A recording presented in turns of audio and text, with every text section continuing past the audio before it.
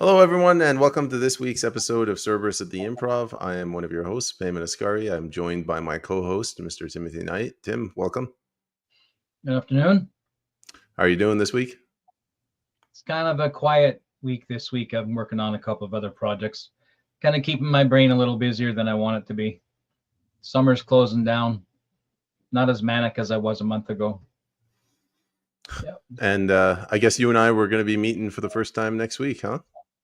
Yeah, that's true. Yes. The Capitalism and Morality Conference by Giant Bandari. That should be an interesting event. I've never been. Looking and you're forward speaking there. I am, yeah. I'm going to leave my speech until the last minute, and then I'll write it on the ride over. So just improv. Yeah, basically just like, yeah. I've been preparing it on this episode, on this show. Yeah.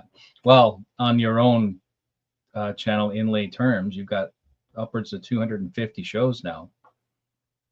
So I dare say for you, off the cuff sounds more like, I already have a script in mind. So yeah, I guess it's prepared me over the years. You're quite polished, yes. We'll see how it goes. Mr. Malosh, welcome. How are you? I'm fine. But I have a question for you, both gentlemen. You never met in reality before? No. So maybe, I don't know. Because he's about 6 inches taller than me. You might not even see me. I will not refer to this. Maybe we will talk about dysphoria a little bit later. The idea, no, it's because you will meet in person. Do you need a referee? What do you mean? No. We don't need just to settle the conflict. Mediator. There's no conflict. He's wrong, and he accepts that. That's okay. That's okay. No, that's okay, because we never met also in reality, and you're in BC. I'm in Montreal. Maybe we meet halfway. Like Trump and Putin halfway. So halfway would be Anchorage. Yes. Halfway. What about North Dakota? That's kind of halfway. North Dakota, like in a reverse. Yeah. As long as the same distance. Montana. I'll travel east in a southeasterly direction. You travel west in a southwesterly direction, and then we should meet at like an equatorial triangle, and then we'll solve the problem with the chalice and the penis and all that old ancient language. Yes, because there's in North Dakota. North Dakota's halfway. If we went opposite directions, we could meet in Mykonos or Ibiza. That's also a possibility. Well, there's the other thing that, you meet halfway from west to east. We have two cardinal points, west, east, north, south, and so there's no, you cannot identify as a... Halfway would be... Forget the joke. It's stupid. Halfway. Now I'm squirreling on halfway. So halfway, I think, would be Saskatchewan-Manitoba border. Oh, yeah. As long as it's not Manitoba, I'll come. I can't stand the high ridges, highways, tunnels of Manitoba. That makes me want to ask a question. What's the deal with Lake Diefenbaker? It's all like piles of cone-shaped gravel for as far as the eye can see. I'll let Andre handle this one. I know why. It's because Medusa was there. Medusa was there, and she poops cones of stone. Yes, she changed a lot of politicians into stones. And so they hide them all in Diefenbaker Lake. Guys, for whatever reason, we actually have viewers this time, so maybe we should move on. We've already got 25 viewers. Completely just bizarre land. Yeah, it was just a horrible start. Let's go.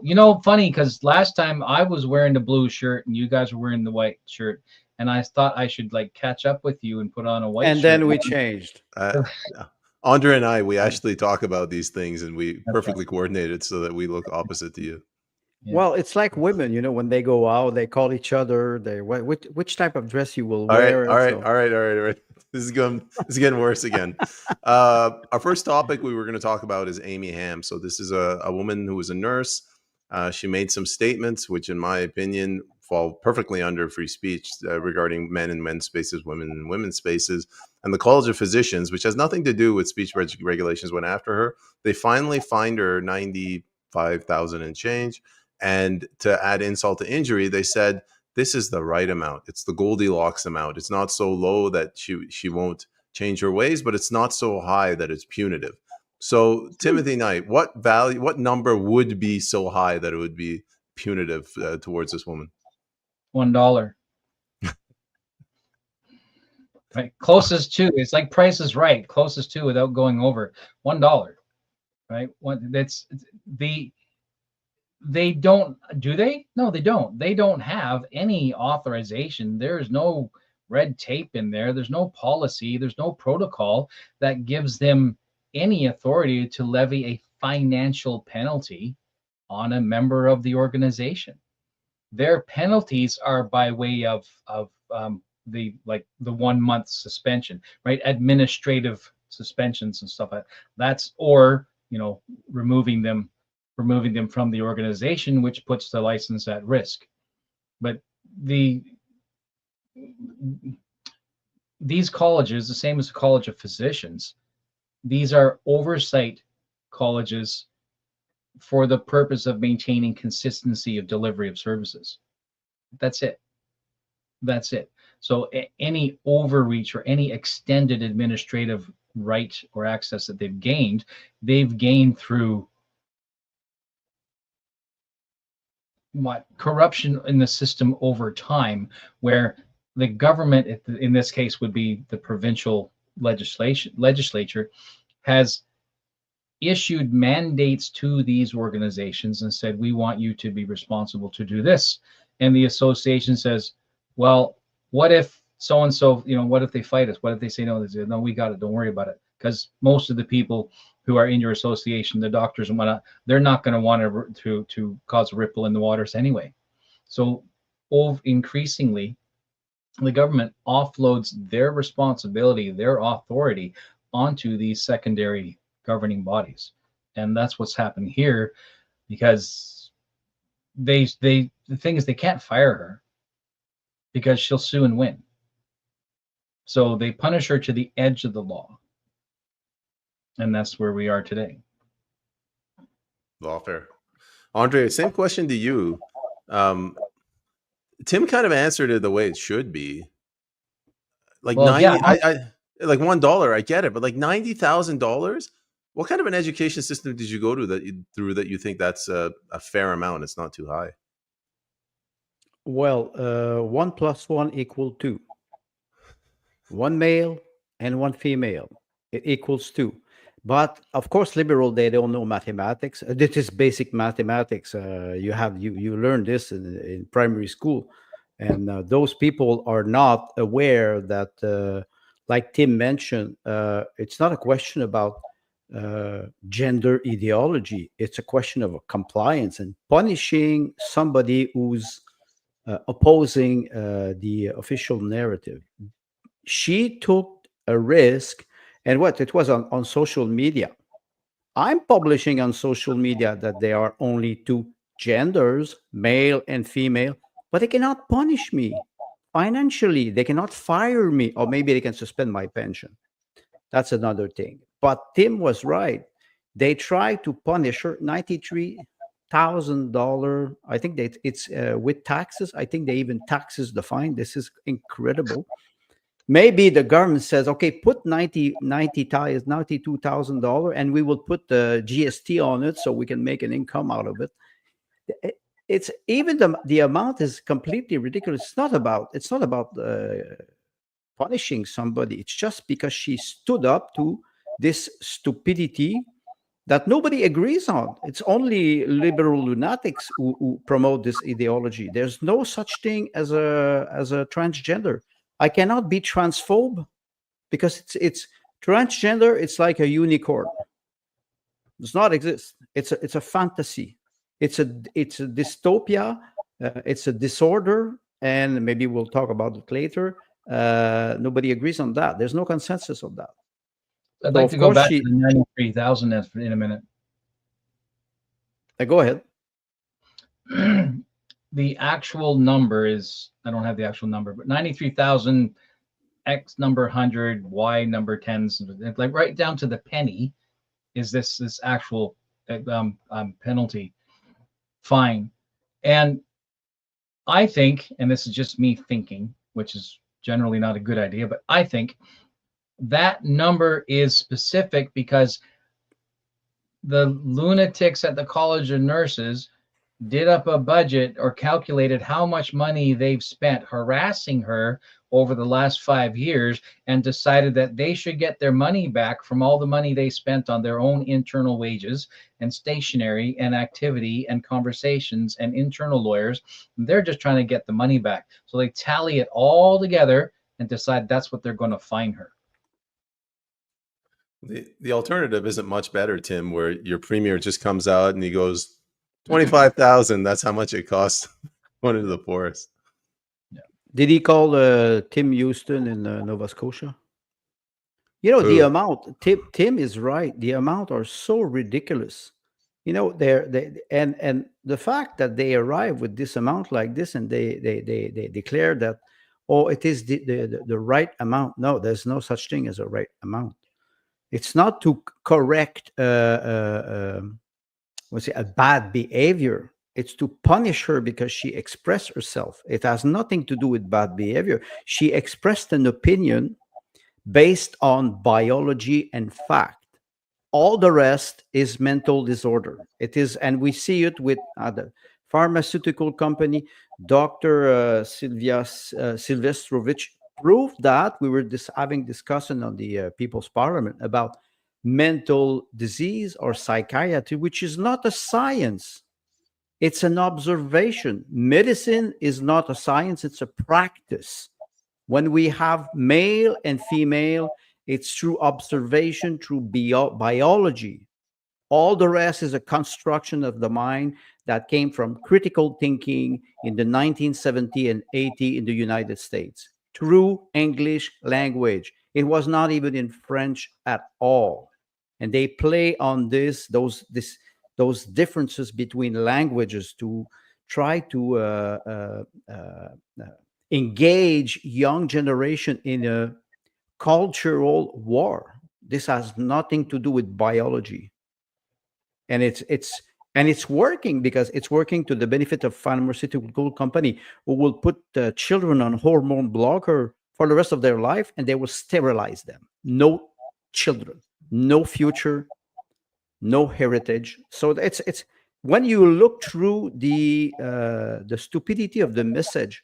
I encourage people to read the beautiful fairy tale of Edgar Allan Poe, Dr. Feather and Professor Tar, where all the lunatics, they take control of the asylum, and the man who's there it's supposed to be a progressive hospital, and suddenly he realized that he's at the table with all the lunatics who put the director and all the doctors into the jail in the basement of the asylum.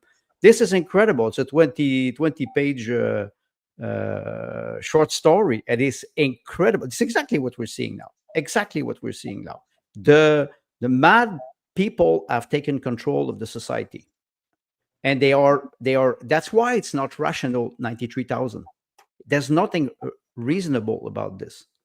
Not toward freedom of expression. But I'm not surprised in Canada. I'm not surprised anymore. So the question is, does she have legal recourse? Well, think about Tamara Lich and Chris Barber. Yeah, they're being charged with crimes. She hasn't been charged with a crime. I do agree. He's been charged with code of conduct violation. Well, okay.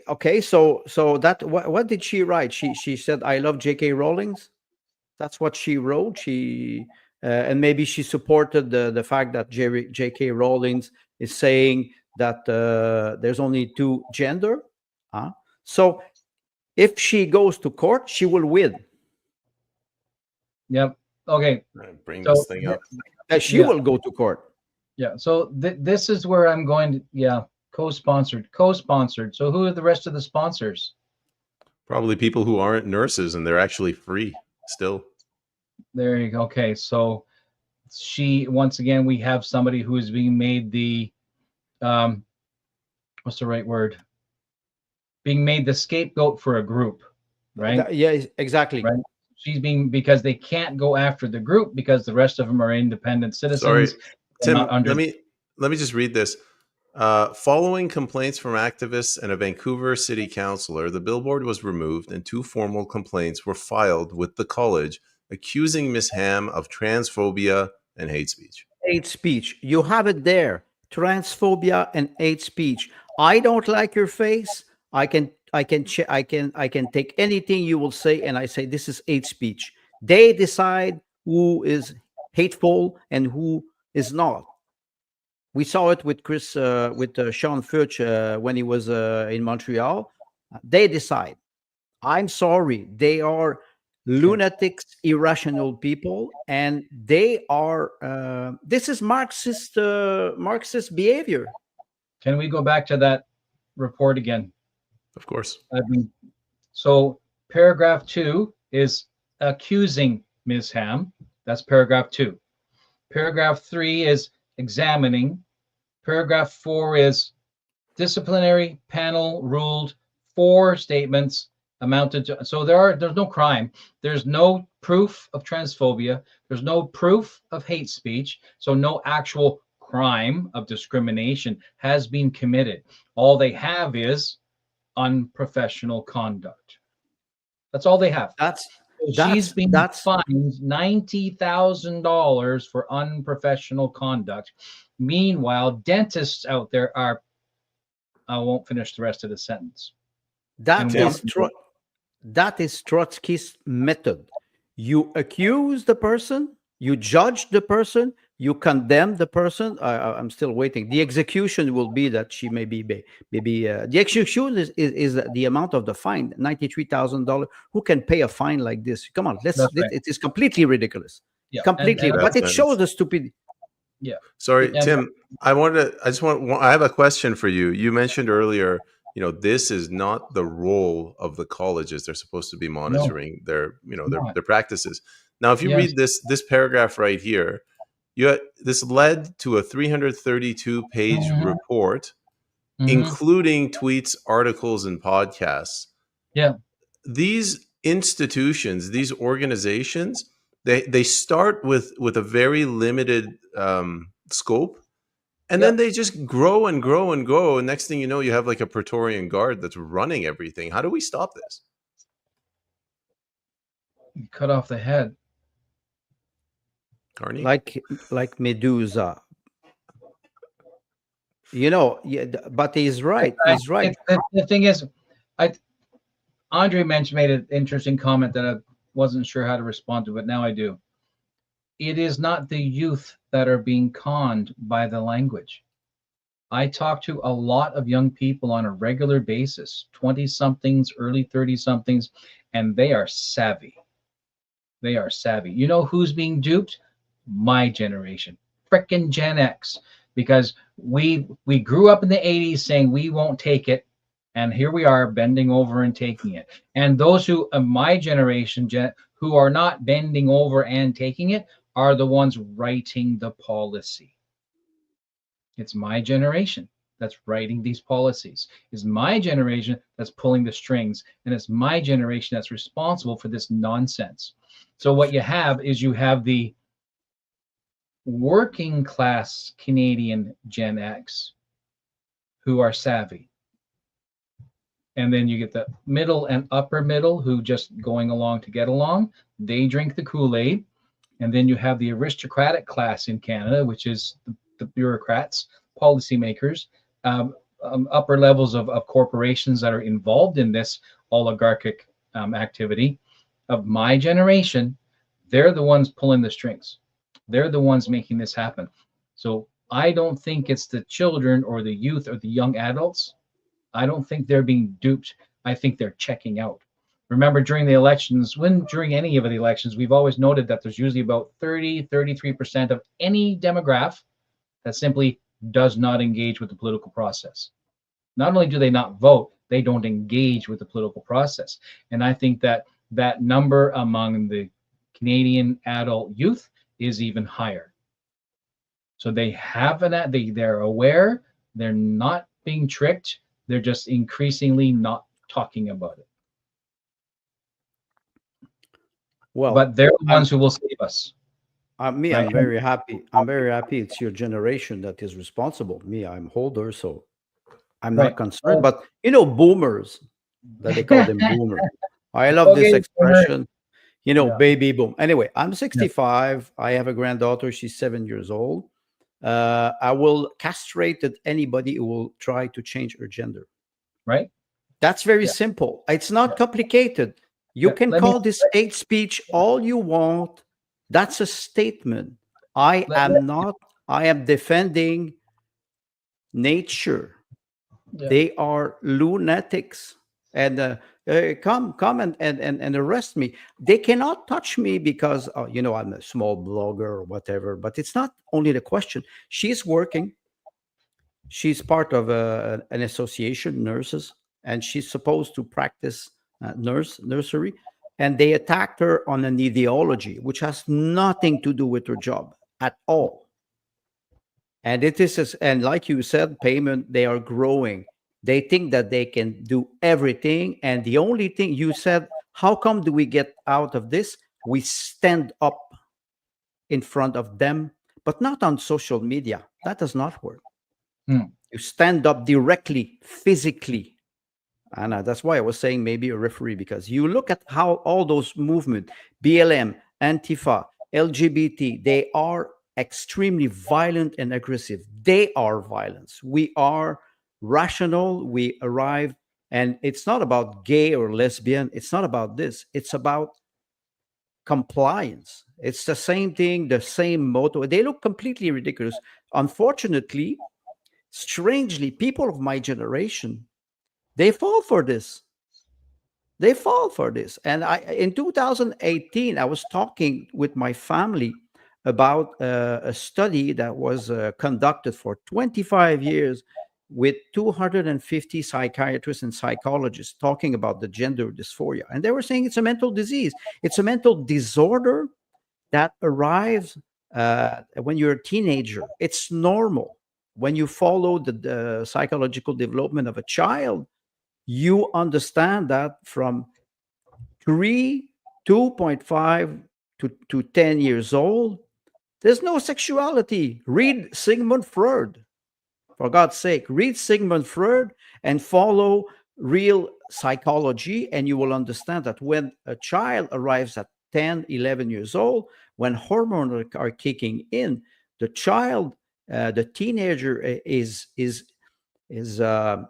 confused. This is normal process. Then you arrive with butchers who wants to castrate them, sterilize them, put them on the hormone blocker for the rest of their life, and sterilizing them. That's exactly what is happening. And the pharmaceutical company, you were talking about the co-sponsors. Look behind. Look who's paying. All those lobby were paying. All the front, all those people, the board and everything. They're just a useful idiot. They're manipulated by powerful lobby. If Canadians don't see this, no wonder we have mass immigration, because they're castrating and sterilizing Canadian and replacing them with mass immigration. Forget about Canada after all. After that, I have a question. It's inflammatory. If Miss Hamm's last name was Singh, would this happen? Hamm Singh? If she was from India or Syria or Rwanda or Turkey, would this happen? Well, I can answer that. It would, but they would have they could come after me. My last name is Ascari. They'll find some way to other her. But as long as she's part of the in group and she's saying all the right things, LGBTQ, mass graves, then she's a victim woman. But they'd probably find some way. Do you remember Larry Elder when he supported Donald Trump? They said he was the black face of white supremacy. I see what you're saying. As long as she's an innocent woman, they can't touch her. Otherwise, they have to find a way to paint her as a Nazi.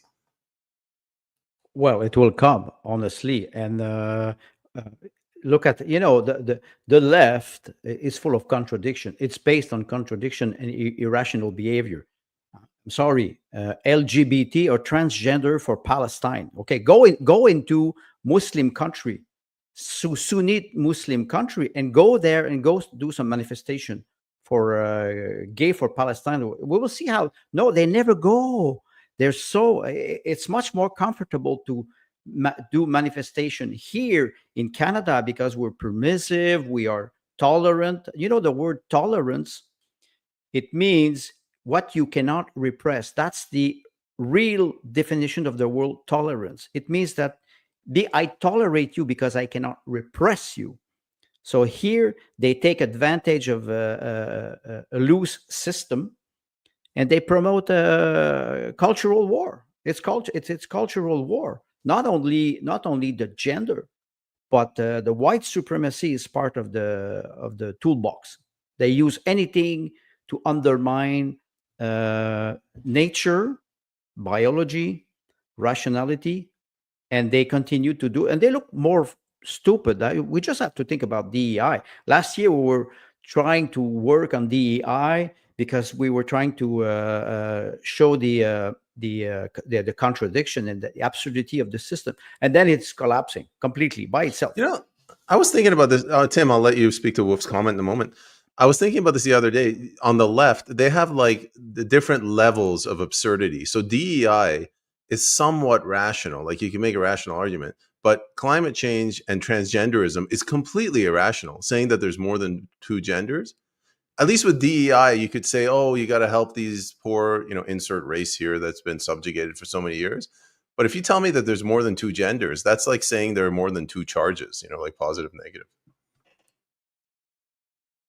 Strangely, this week I saw a small clip from a black man who has a PhD in philosophy, and he was talking about slavery. And he said, I know they will not love me, my tribe. But he said, black man, they were enslaving people, including white man. You can imagine, I say this, they will throw stone at me. But him, he's untouchable because he's black. His face is black. What's a black man? What's a white man? What's a Indian? The redskin? Even the Redskin Oh man, last we're getting year, banned. Chicago Redskins, I think it was in the National Football League Association, they were accusing them of being racist, and they wanted to change the name of the team. They're attacking all symbols because they are stupid. They just expose their stupidity. But we always say, liberal and stupidity are synonym. So it that's nothing to do with freedom. Liberal freedom has nothing to do with freedom. And I think the movement is starting to collapse. It will fall. Just don't touch it. Just run away from the tower. The tower is leaning. I have a concern then.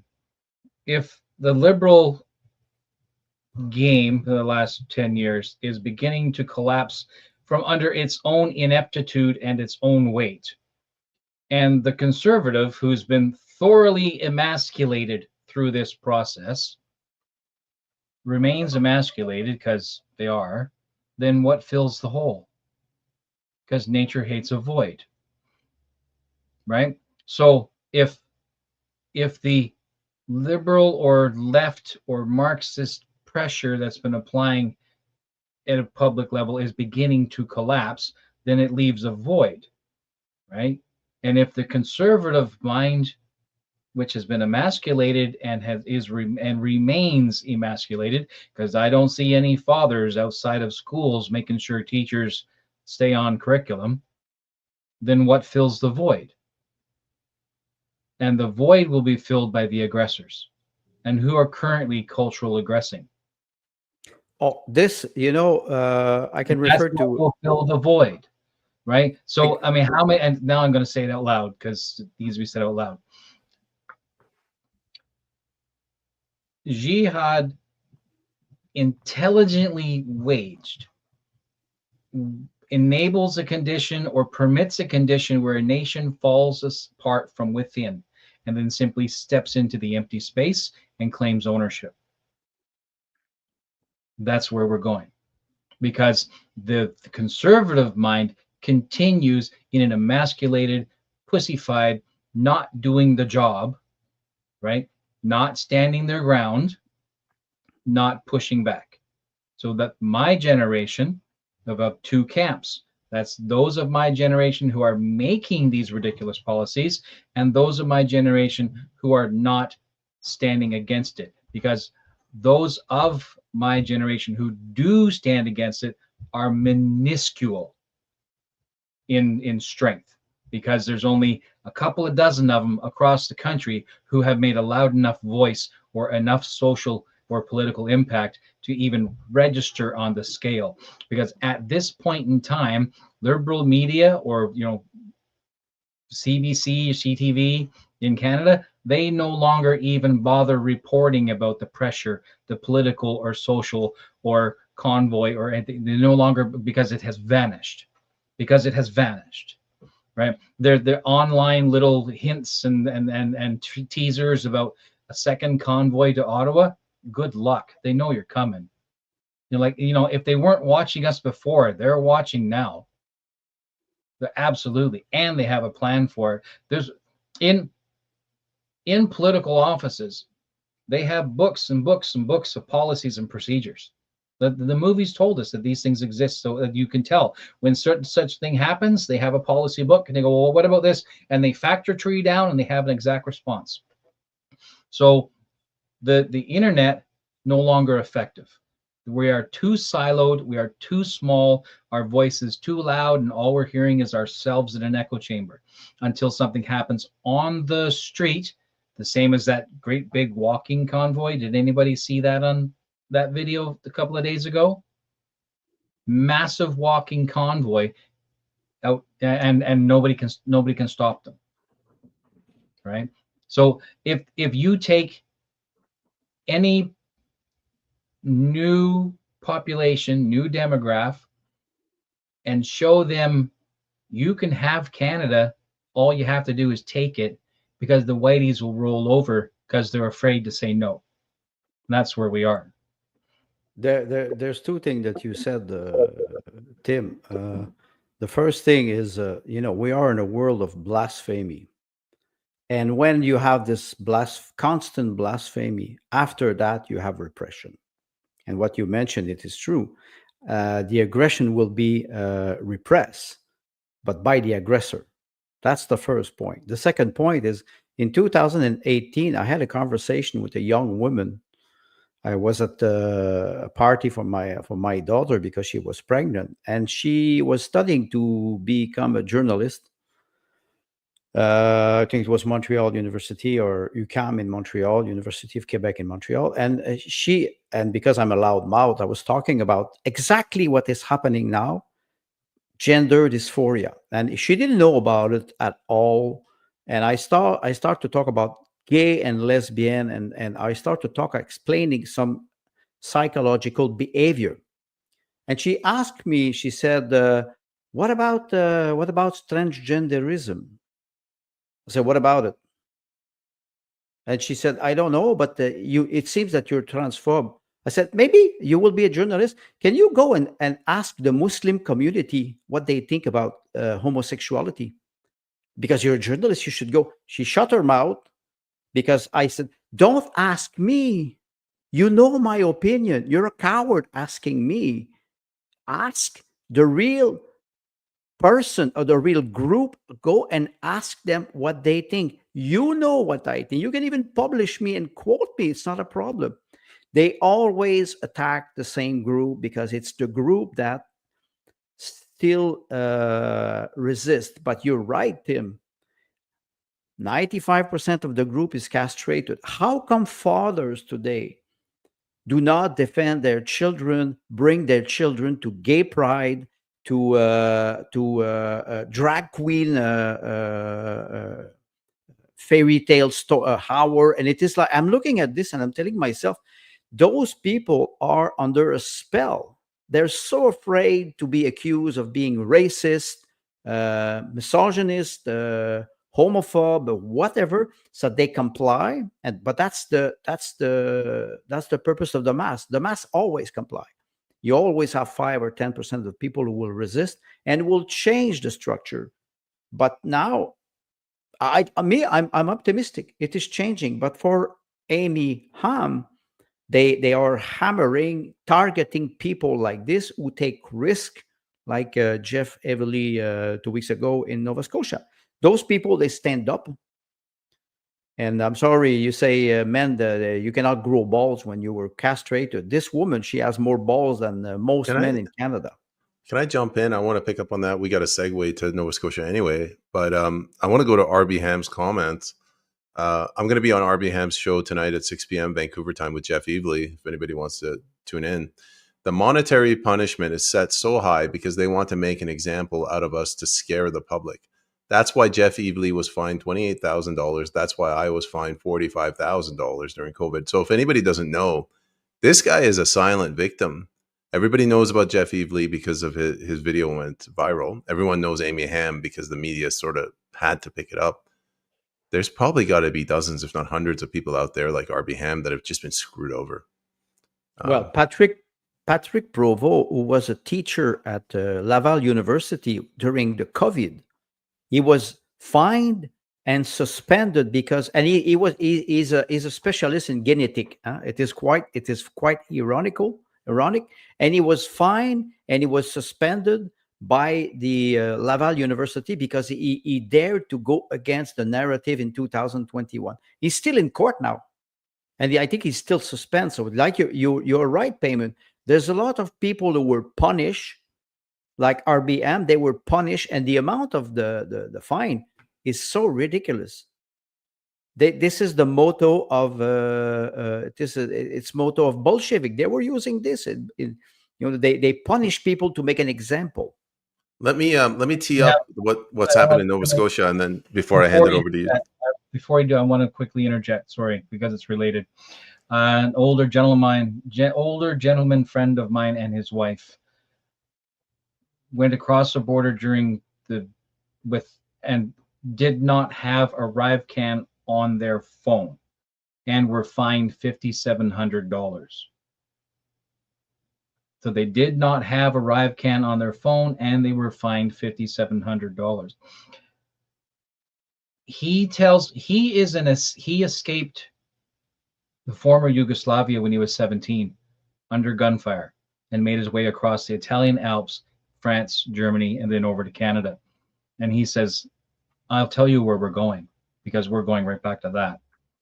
So, and we've heard that story before. So I just wanted to, like, these stories, you said how many other people are telling the stories? Right here in my town, there's at least one. They're in their 80s, and were fined $5,700 by the border patrol for not having a RiveCan on their phone.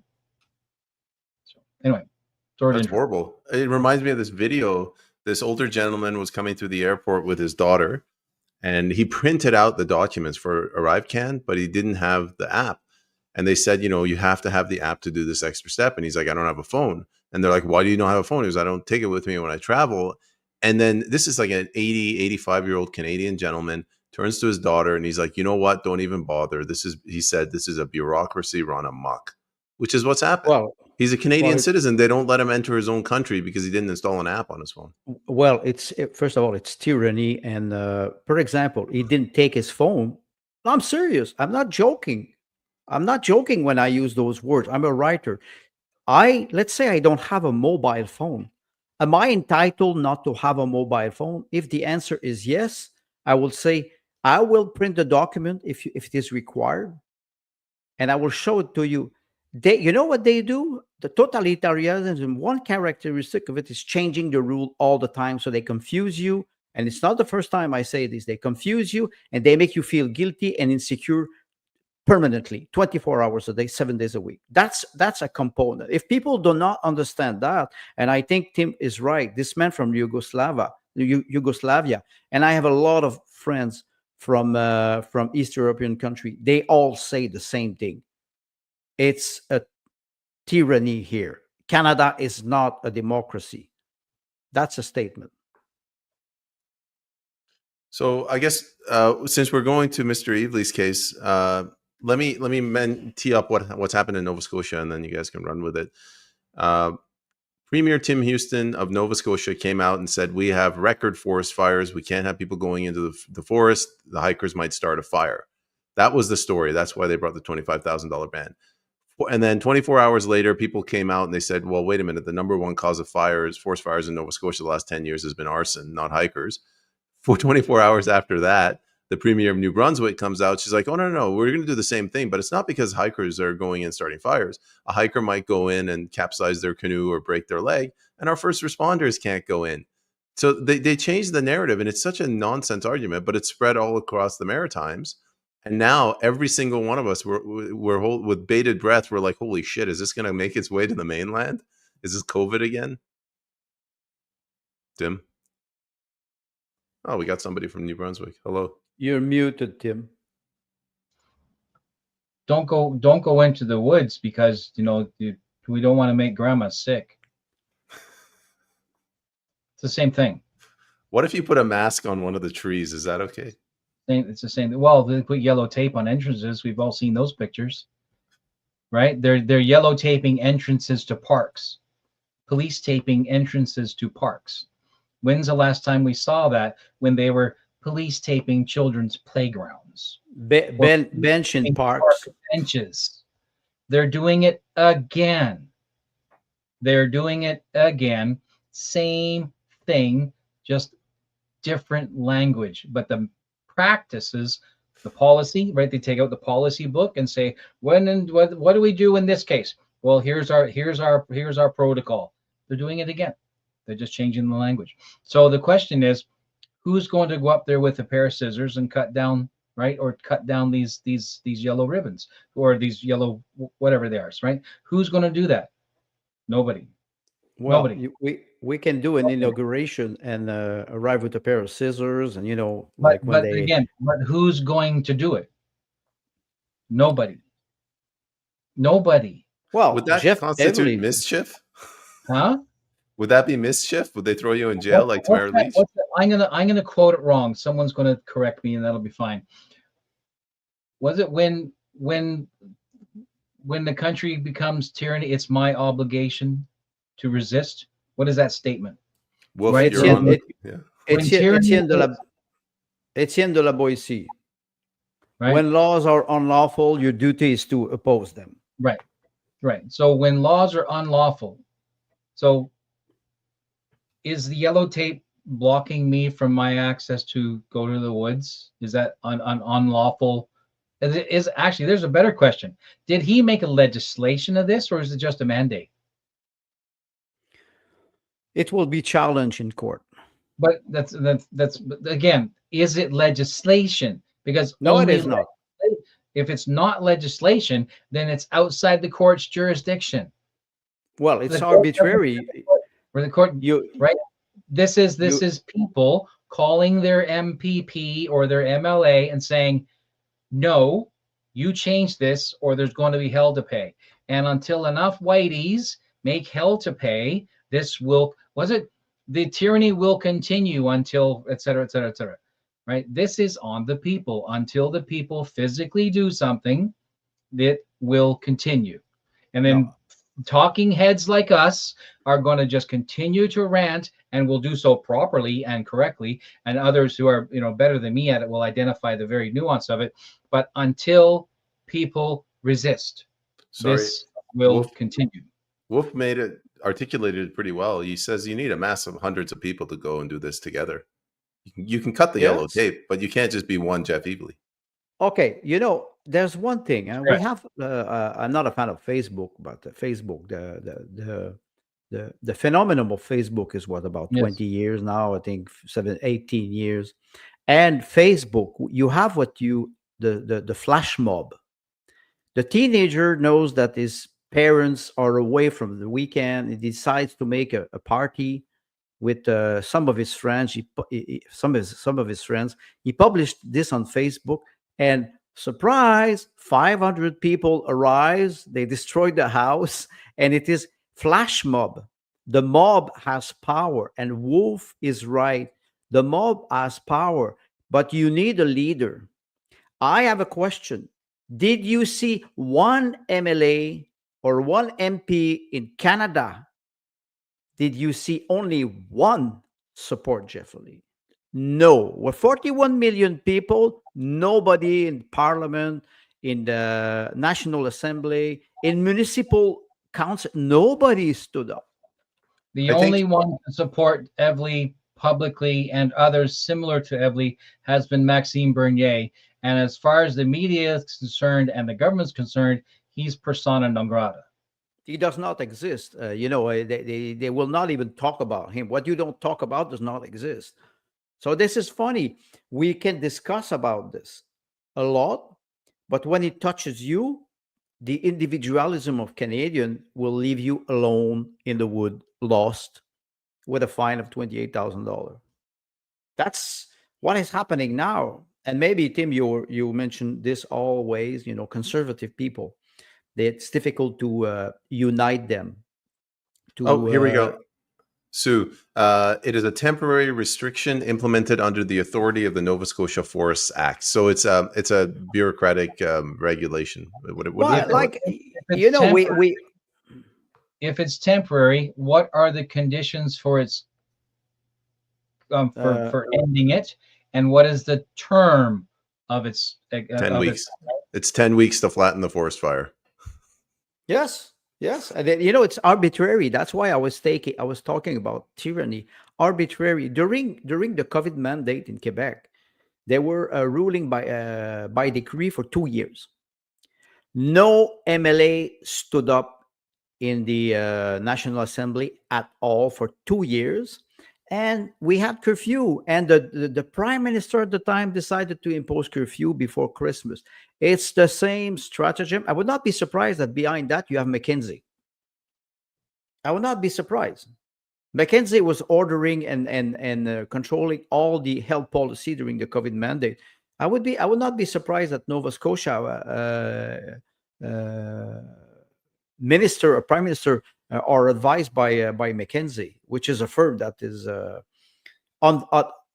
under Canadian law now. It's big corporation, and we have no recourse at all, unless until, like Wolf said, a group of 100 people will stand up and will go there.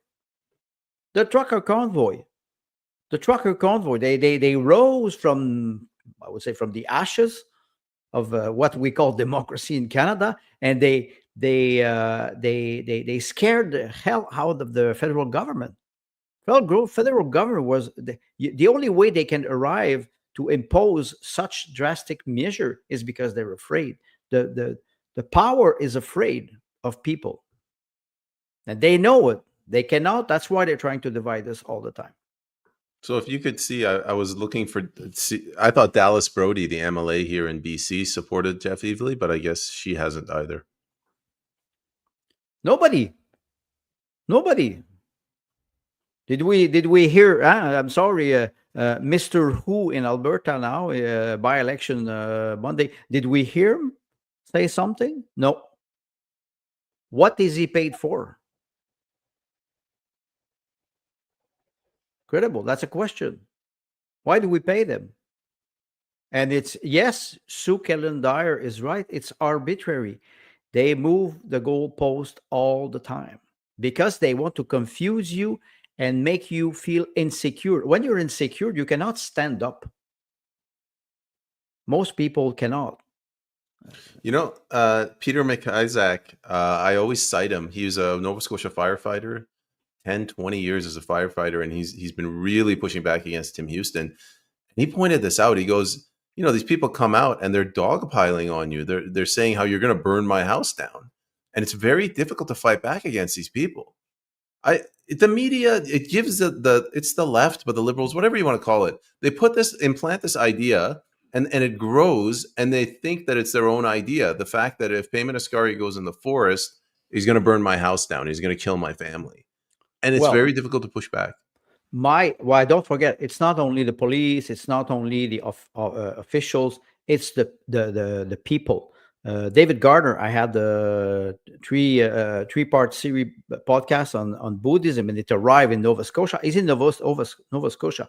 He said, my neighbor told me, he said, don't go in the forest. You have to comply. And he said his wife is a nurse, and at the hospital, all her colleagues, they're saying that people go in the fire, they're dangerous for other people, and it's COVID. It's COVID 2.0.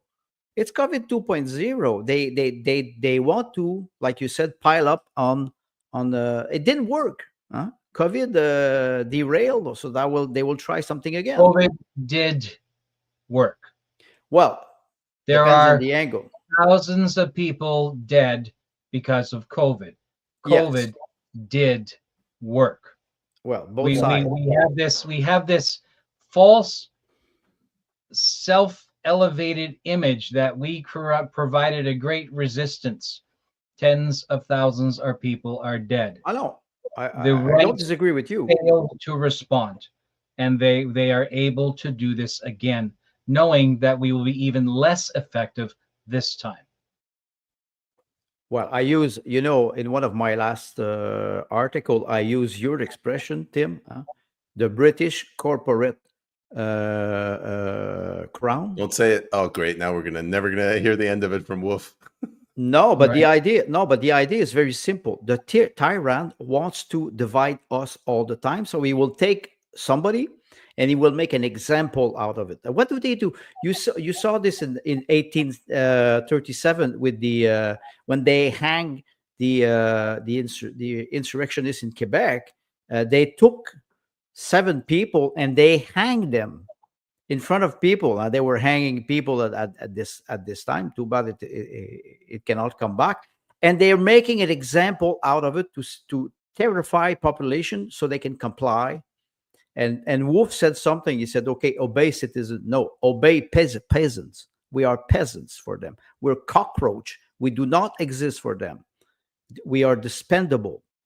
And that's why they can treat us like this. And until we get up, like Tim said, and we stand up to the tyrann, nothing will change. I go back to what I've said many times now. The conservative-minded individual, I'm not talking about conservative politics, the conservative-minded individual is innately independent thinker and an independent agent with their own destiny, their own hands, etc., etc., etc. The problem with this mindset fundamentally prevents us from collectively doing anything as a collective. Whereas the liberal mindset always seeks to collective action, and the individual, the conservative, does not. So, like we had early COVID and during the convoy, and even afterwards, you had many small protest type movements responding by the impetus of one individual or 2 individuals, and they all carry themselves up and become part of the zeitgeist in that time, and they all have slightly different voices, slightly different things that they're interested in, and they never ever come together in a collective because every one of them wants to be king of the hill. That's the undoing of the right during COVID. They did not collect. The rumors we hear about the convoy and stuff going on in the background and all that stuff, real or not real, it is a phenomena that the right has experienced for the last 10 years now, certainly since Trudeau first got into office. God save me for saying the word out loud, right? Because we cannot collectivize, the right continues to fail because we cannot swallow our ego and say, that man has the right idea. Mine's close, but he has the right idea. I want my followers to support his effort. I'm going to go in behind him or her or whatever it is that has the right. Until we collectivize, we will continue to fail. They just move the goalpost and then someone squirrels off on the next goalpost. We are before the end of this year, we will absolutely hit a crisis point. Andre says that he expects some type of financial collapse or major catastrophe by 2028. But at the rate with which we can create forest fires and tell people not to go into the woods, this is another litmus test. Everything is a stress test. Everything is stress. And we're failing because we're having one or two or three people who have the stones to go in and point out, hey, the emperor has no clothes. That's Jeff Evely, right? The emperor has no clothes. And the rest of the crowd, and that includes us, that includes me, says, no, he's really, really nice clothes. Because to a degree, the right is also a captured agent. We're a captured entity. We're a captured demograph. Because we don't want to fight because it wears us down, right? We're all tired. It's been 10 years. We're tired. You know, Right? Tim, that thing Andre said where he goes 2028 is going to be the year when you're going to see a calamity. And then these forest fires happen, and then bang, bang, bang, 3 maritime provinces, they got in line. I was like, this is it. Andre was right. He was just off by 3 years. Right. So during the election, I was hoping, because I'm an idiot conservative and I still believe in things, hoping that it will be a long, slow. That's redundant. That's redundant. You don't have to say idiot. Right? Hoping there was a long, slow scale up until some type of, hockey stick event, right? And boom, we have this ridiculous, 1929 happens again, only it's 2029 type of thing. But I with this, Halifax did it. Sorry, Nova Scotia did it. And inside 2 weeks, the rest of the maritime provinces are leaning in the same frickin' direction. Why?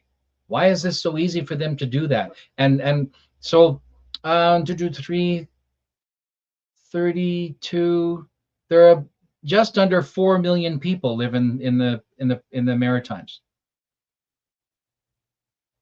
So 95% of 4 million is all of them complying. Right? It is straight up hubris for me to sit on this side of a microphone thinking that anything that I say has any will or capability at all. Until you're out there physically doing something, I'm just a talking head.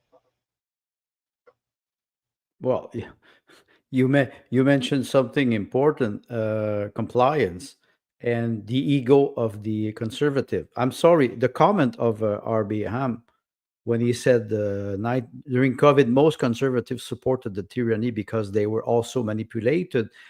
Tim, the conservative, they watch CBC.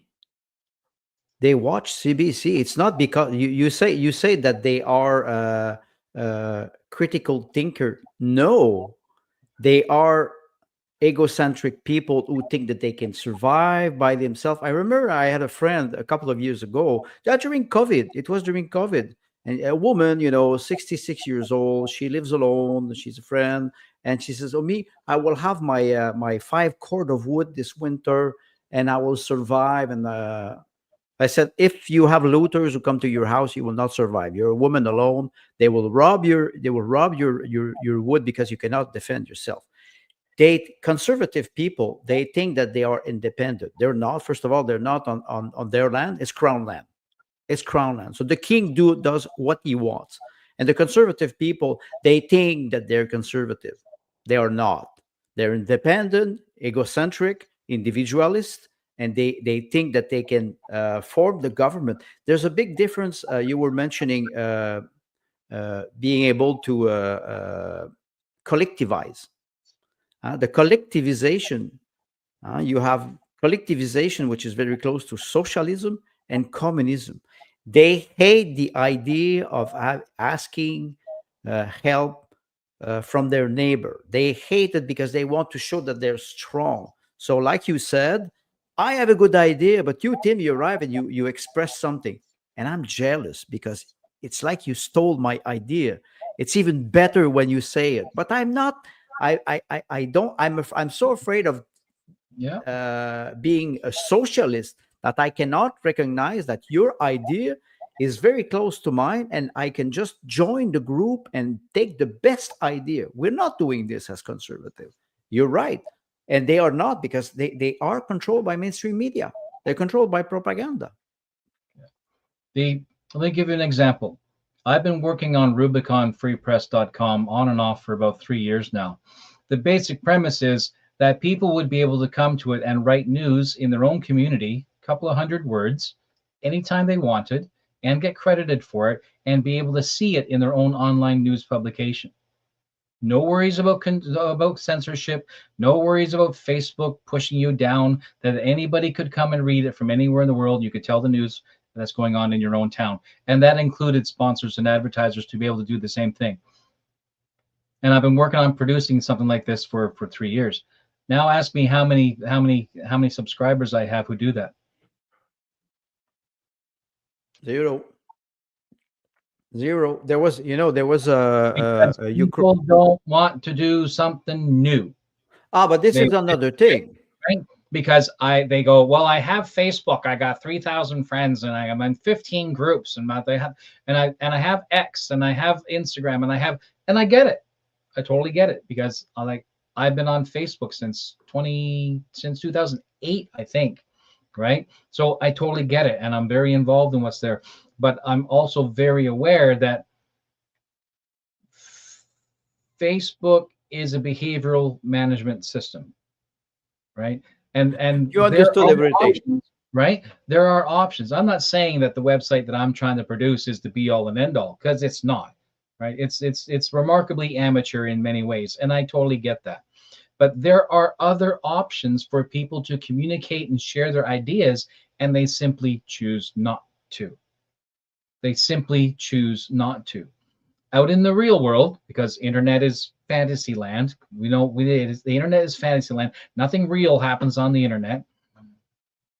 Out in the real world, people are locked into their social groups, their churches, their work, their clubs, their activities, the TV shows they like to watch, the radio, etc., etc., etc. They are equally locked into these silos of interest, hobbies, right, etc. Until this is stripped away from you, you will not find yourself. And then you'll realize, oh, I was there the whole time. I was there the whole time. And the conservative in the West suffers from this more than the liberal-minded individual, because the liberal-minded individual is sensitive to the margins. That's in their character, is to more easily recognize suffering, and to, what's the right word? Is empathize with that, and want to provide some form of assistance. But then you weaponize that person by giving them law or bureaucracy to force their idea onto the public at large, and then Marxism gets a hold of it, and we're screwed, right? But unfortunately for the conservative-minded individual, because we are, and I'm referring almost entirely to Gen X, we are from a remarkably laissez-faire generation that said, everything's working just fine, leave it alone, don't mess with it, which is Victorian, 100 years prior, and a very bourgeois existence, because we're too comfortable. Everything we need is met, right? I had a heart attack about 2 years ago, and I was in an ambulance inside 5 minutes of walking into emergency, because I was an idiot and I walked into emergency with a heart attack going on.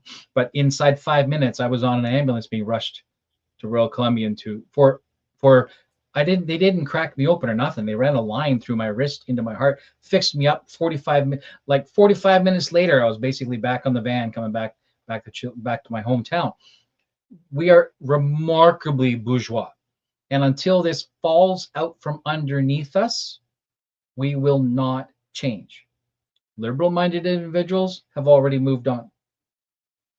And the conservative, I feel like we are that first generation that left Egypt in the book of Exodus, and they just continuously whined for the way it used to be, until Moses eventually said, all right, this is how this works. Your children will make it into the promised land. Not you. You stiff-necked generation will die out here in the wilderness. And I really believe that's Gen X. The opportunity is for us to say, but the future hasn't happened yet. We're going to change that. We're going to take our country back. But until that happens, guaranteed, my generation is going to die in this dysphoria.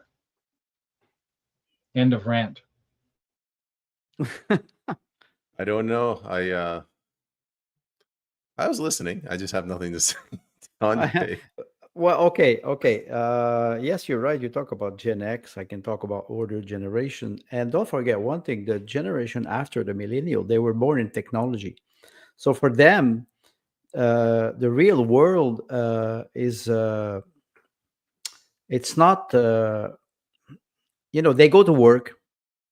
They have an apartment or they have a house if they can afford a house, and but they're connected 24 hours a day to technology, phone, internet, Bluetooth in the car. They're connected. You just look at them. In 2002, I was looking at people with smart, which was mobile phone at the time, and I was telling myself, when you see somebody who talks to himself, you say, "Oh shit, this is somebody who escaped an asylum."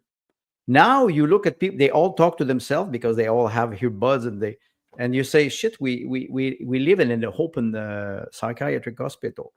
We are not able to disconnect ourselves. I say to people, first of all, disconnect yourself from mainstream media. Your life will be desynchronized for a couple of for a certain time, and then you will see things differently. But they were born in technology. For them, it's very intuitive, and they cannot disconnect, and they think that the model, what is presented, is reality, and it is not. And when they hit the wall of reality, they scream that it is an injustice and everything, and they look around, they say nobody's reacting. Why? Because it touches you.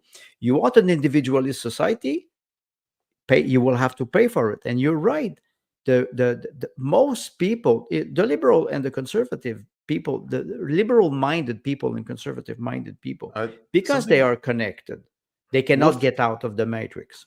Wolf spoke to this. Here we go. There's been too much disintegration of community in the vast urban areas of Canada. So everybody, and I get the argument that you're making and Tim, you're making. People want the freedom that comes with independence, but they don't want the responsibility that comes with independence. So can I go on my second rant about that? Sure. Prior to the end of World War II, Western culture, all cultures, were very interdependent. I just had this conversation at coffee this morning.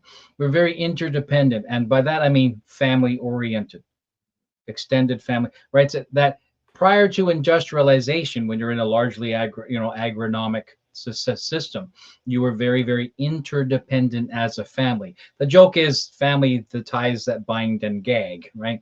But very interdependent. But once World War II happens and industrialization really steps into the West, now the idea of becoming independent, your own man, right? So you get a high school and you go straight on. Then you pay your own way, and your own college, and you get your own car, and you get your own apartment, and you get your own, et cetera, and you become independent. You become your own person. The problem with that is it's now with you add the crises on crises, right? The 73 oil embargo, the 78 to 84 depression, which was what's not culturally as bad as the Great Depression, but economically worse in many ways. So you add all these things, right? So you add the late 90s, you add 9/11, you add Lehman Brothers, you add et cetera, et cetera. All of these things have cranked up the problems we have with being able to make our way as an independent adult, preventing us. So you have the splitting of the family. Now both parents must work. Sometimes both parents are working 2 jobs. The children in the 90s were latchkey kids. So that phenomenon began even back then. But they remained thinking they had to be independent, and that created, where's that word? I can't see it in it's a disassembly, right? Disassociation, right? So the family becomes completely splintered under all of this pressure, and that's a hockey stick effect, right? Because it's trundled along. Then all of a sudden, in the 90s and the 2000s, everything goes completely berserk. My own family has recognized this because, well, we're all working class, to where about 3 years ago, my mother and myself and my son were saying, I wonder if it's possible for us to buy a house and the three of us big enough that the three of us could live in and share these expenses, right? So that we would have to recognize that there are things that we would need to give up, like some of our independence, and be more like family, God forbid, that of three generations live under one roof. But about 6 months, sorry, 3 months ago, 4 months ago, couldn't buy a house because nobody can afford one. But we're renting a large 3-bedroom home on a small piece of property here on the edge of town, and made it happen. So I'm not saying until we do it, and I'm not doing it because I'm doing it. I sacrifice my independence of me being, mid 50s bachelor, living when I want to and getting up when I want to, and, wearing what I do or do not want to wear around my own house. So I give up certain comforts, right, and certain habits in order to return to restore that to the family. I have 3 adult daughters and their families that I'm hoping that they become encouraged and see the same thing and saying, okay, so then the solution to our financial crisis, the solution to our familial stress is to reunite as a family, right? So on one hand, I'm saying unless you're out there physically doing something to push back against the bad guys, you're doing nothing.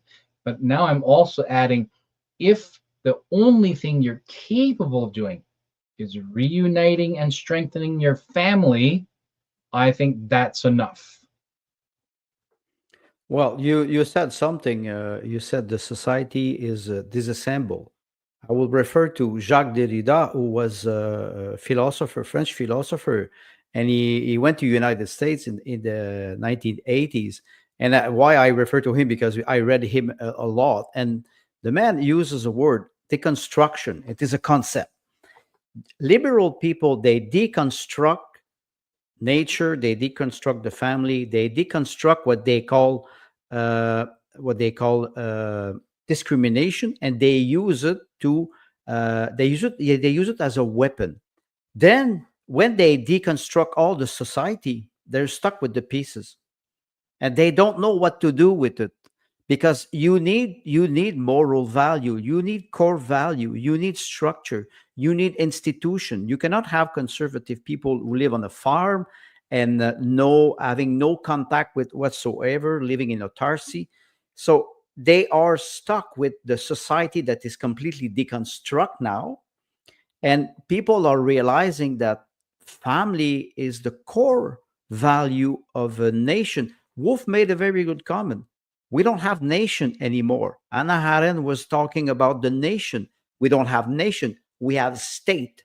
And state can become tyrannical.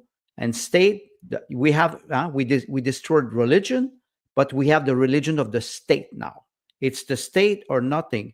When we refer to fascism, it's quite simple: everything for the state, nothing outside of the state, and nothing against the state. There's no way you can hide. You're in the system, and if you do not comply, you are an enemy. And Andre, if we try to resist, they will antagonize us and they will punish us like they punish Jeff Every and Hammy Ham.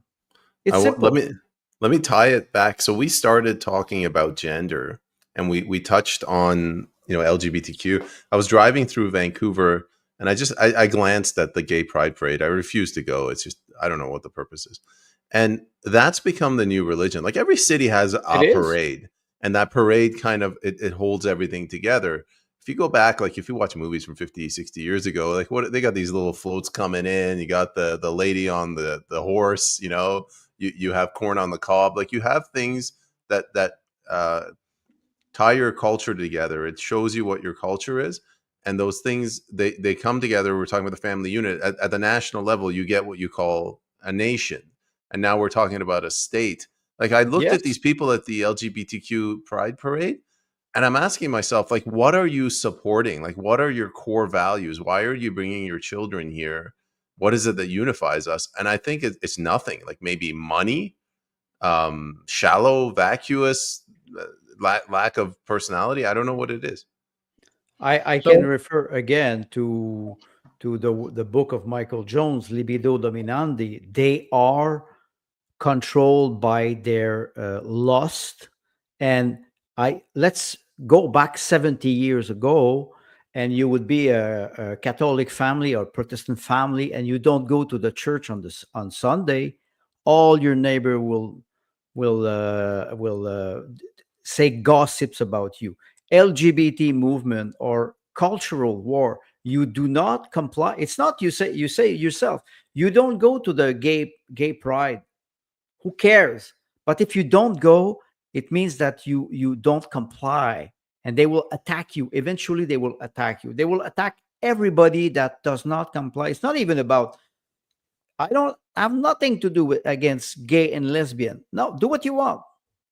Do what, like Pierre Trudeau was saying. He said something very important in 1968. He said, state has nothing to do in the bedroom.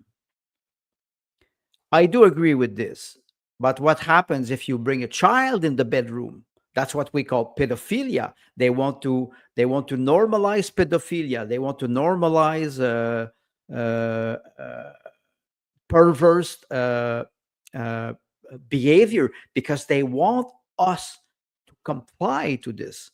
We see it, and they're using all the method. They're using always the same method. They look, honestly, they look stupid. They're not intelligent. Not only do they want us to accept it as a normal way of life, they want us to participate, and they want us to participate willingly. That is Winston Smith being told, you will love the party and you will mean it. You will betray Julia, was that her name? Right? You will betray your lover. You will betray your conscience. You will love you will say 2 + 2 = 5, and you will in your heart believe it to be true. And you will love the party, and you will in your heart, you will love the party. And then we will kill you. Because you right? And Wolf is right. Atomization rituals. This is intersectionalism at its peak, right? The climax of intersectionalism is absolute atomization of the human identity. It's so he's not just he's not a guy, he's not just gay, but he's transgender. And he's not just transgender, but he's also black. And he's not just black, but he's also got such and such, he's on the spectrum. And he's not, it's a continuous. So you take a demograph and you cut it into so many pieces, and then you force everybody to accept all of the pieces, as opposed to what conservatism really does is it forces homogenization, right? You look at Rome, you look at Britain, you look at France during Robespierre, right, was forcing homogenization through a guillotine, basically, and through betrayal, because you never knew who was going to turn you in next. The only way around these things, or the only way over it, is to completely disengage with this process, because it's a distraction. The parades, distraction. The fires, distraction. COVID, distraction. Travel bans, distraction. Masks, distraction. mRNA ending up in our food, because now they're using mRNA vaccines in our chickens, right? All distraction. Get on the bus, go down to the municipal hall, sit inside the building until the cops are dragging you out by your heels. Until everybody across, there are 4,000 municipalities in Canada. Go to a sit-in. See, now I've said it out loud. That makes me guilty of incitement. Right? I almost said Rodney King. Oops. Actually, I just did, didn't I? Martin Luther King Jr. Civil disobedience. Right? If you find a law that is a righteous law, then by all means you have an obligation to live according and to respect that righteous law. We are packed to the gills with unrighteous laws. And all we're doing is we're sidestepping, and eventually we're painting ourselves into a corner. And we're painting ourselves because we didn't stop the SOBs when they started with the paintbrush on the other side of the room.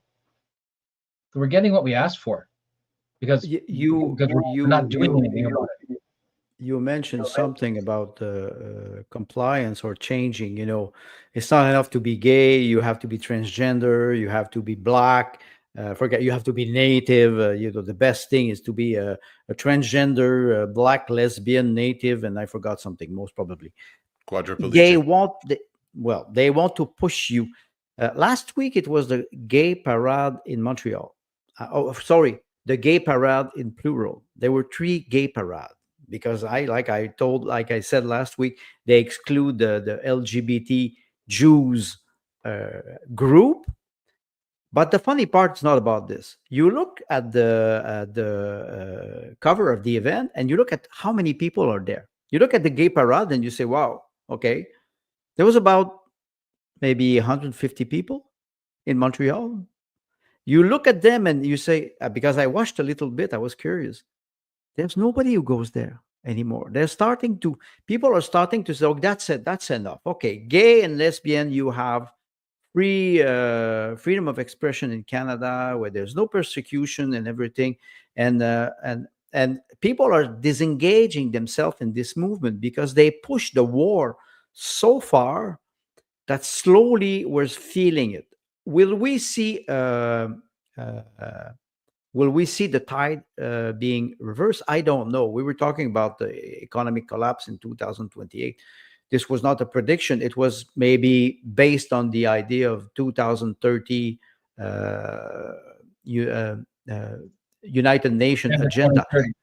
Yes. So it's accelerating. At the end of the civilization, the perversions are increasing, morality is decreasing, economy is being collapsed, criminality is increasing, and people will feel pain more and more because we're not used to this. Okay. Will we see something? Yes. I don't know when, but I feel that it is changing.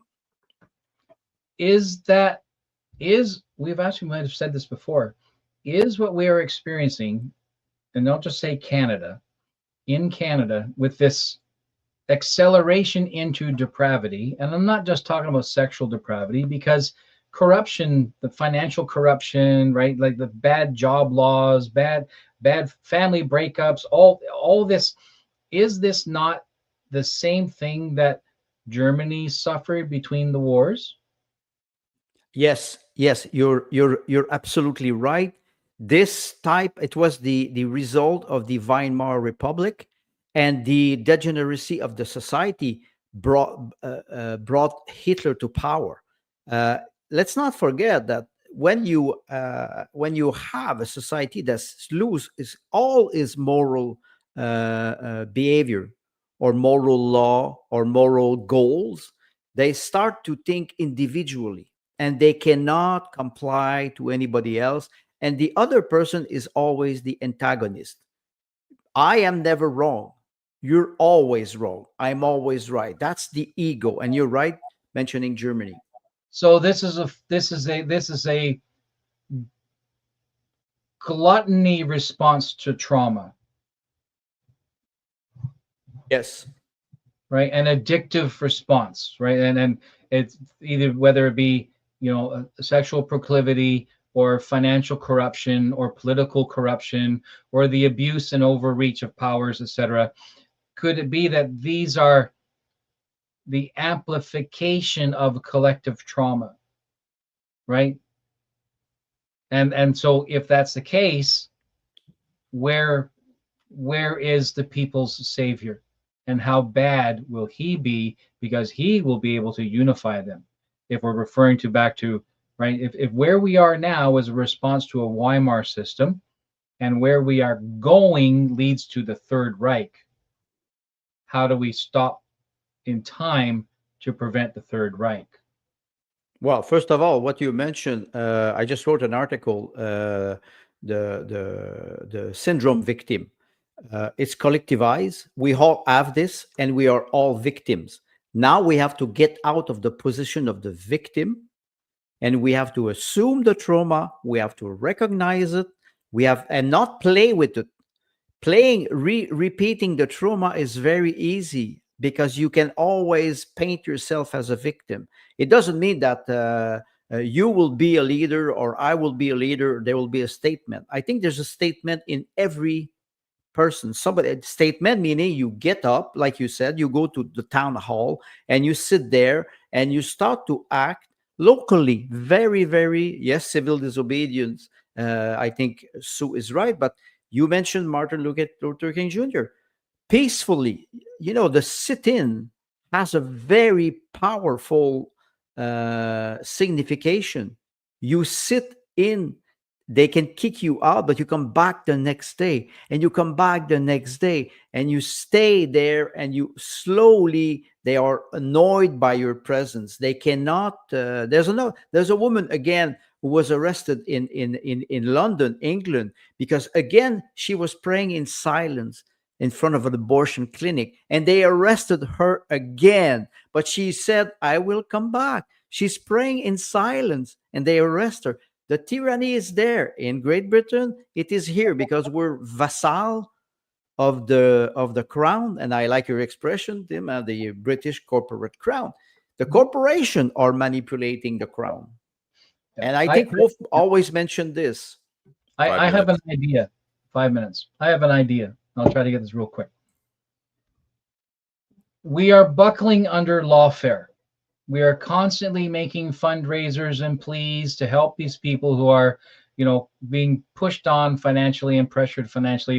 And the effort, what they're hoping for with, the Chris's and the Tamaras and the Evleys and Hamm and whatnot, is that the financial weight crushes them into and crushes us into supplication.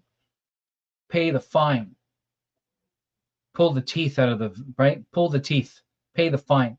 Come at me. We've got the money, right? Because paying the fine is 1/10 the cost of court. And who pays the cost of court? I do, and you do, and they do. Pay the fine, take their teeth, bring the check down and say, here's the check, you rotten, corrupt, dirtbag human being. You hold no power over us. You give us as many fines as you think you can bear. We will come back with the money and we will shove it down your throat. We are not afraid. Just real quick. Tamara Leach did an interview and she said that they've spent about $1.5 million, her and Chris Barber, and the Crown has spent $10 million. Actually, I might have been wrong, maybe 1 million and 16 million. So it's over 10x. But my point is what Tim is saying. The government knows, like if you're crowdsourcing the fundraising for this, they're like, all right, we'll just increase it's their money, fine, and they're paying our salaries. We'll drag exactly. it on Don't forget something. It always benefits the lawyer. That's the first thing. The phenomenon of crowdfunding with GoFundMe, it is quite new. It's about 5, maybe 10 years. People started to ask money to fundraise some, philanthropy or whatever, because it was always non-for-profit. Tim always mentioned this, but now it has become systematic, and people they're asking to feed the beast. Those people who are punished, you say, Tim, pay the fine. Okay, you give money to GoFundMe, and they freeze your bank account, so they have all the leverage. There's no economic way we can get out of this. The people have to understand that I will just finish. People have to understand that it's not only about money. It's about their own behavior. How do we behave in public? Each and every one of us, starting by ourselves. End of the rest. What I'm arguing for is localization of support, right? Because the idea with the internet is you can niche market to the masses, right? That's the beauty of the internet, is I can find 1 million people on the whole planet, niche marketing to the masses. But we need to start thinking locally. So you've got Jeff Evely over in his neck of the woods. There need to be people who grow some stones and say, here's $100, here's $20, and he takes it and he goes and he pays a fine, and everybody who offered money goes with. Stuff it. Make it local. I hope it, we were talking about localism. Yesterday, I referred to this localism, subsidiarity. I talk about this many times, and we always take an example, Switzerland. For me, Switzerland is not a democracy because of the banking system, but still they have a system that promotes referendum and that promotes local power. The laws cannot be voted at the higher level if it is not accepted locally. So we have to reverse the tide. Let's say, for example, you go into town hall and you say, this is what will happen. We gathered 500 signature. This is what we want you to work on. Elections are supposed to help us do this. They don't help us anymore.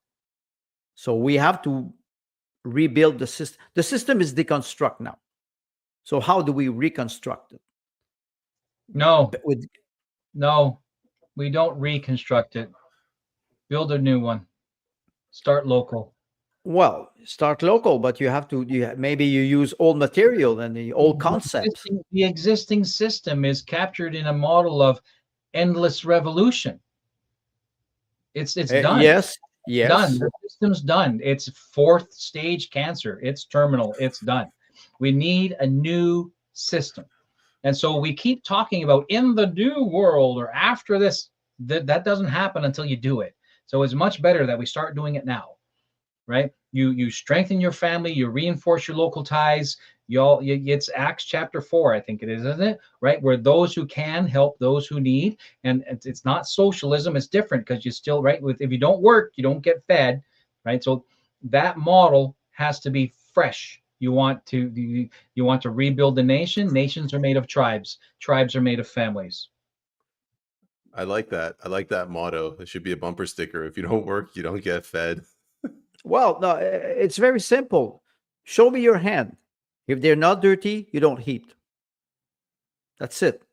That's very simple.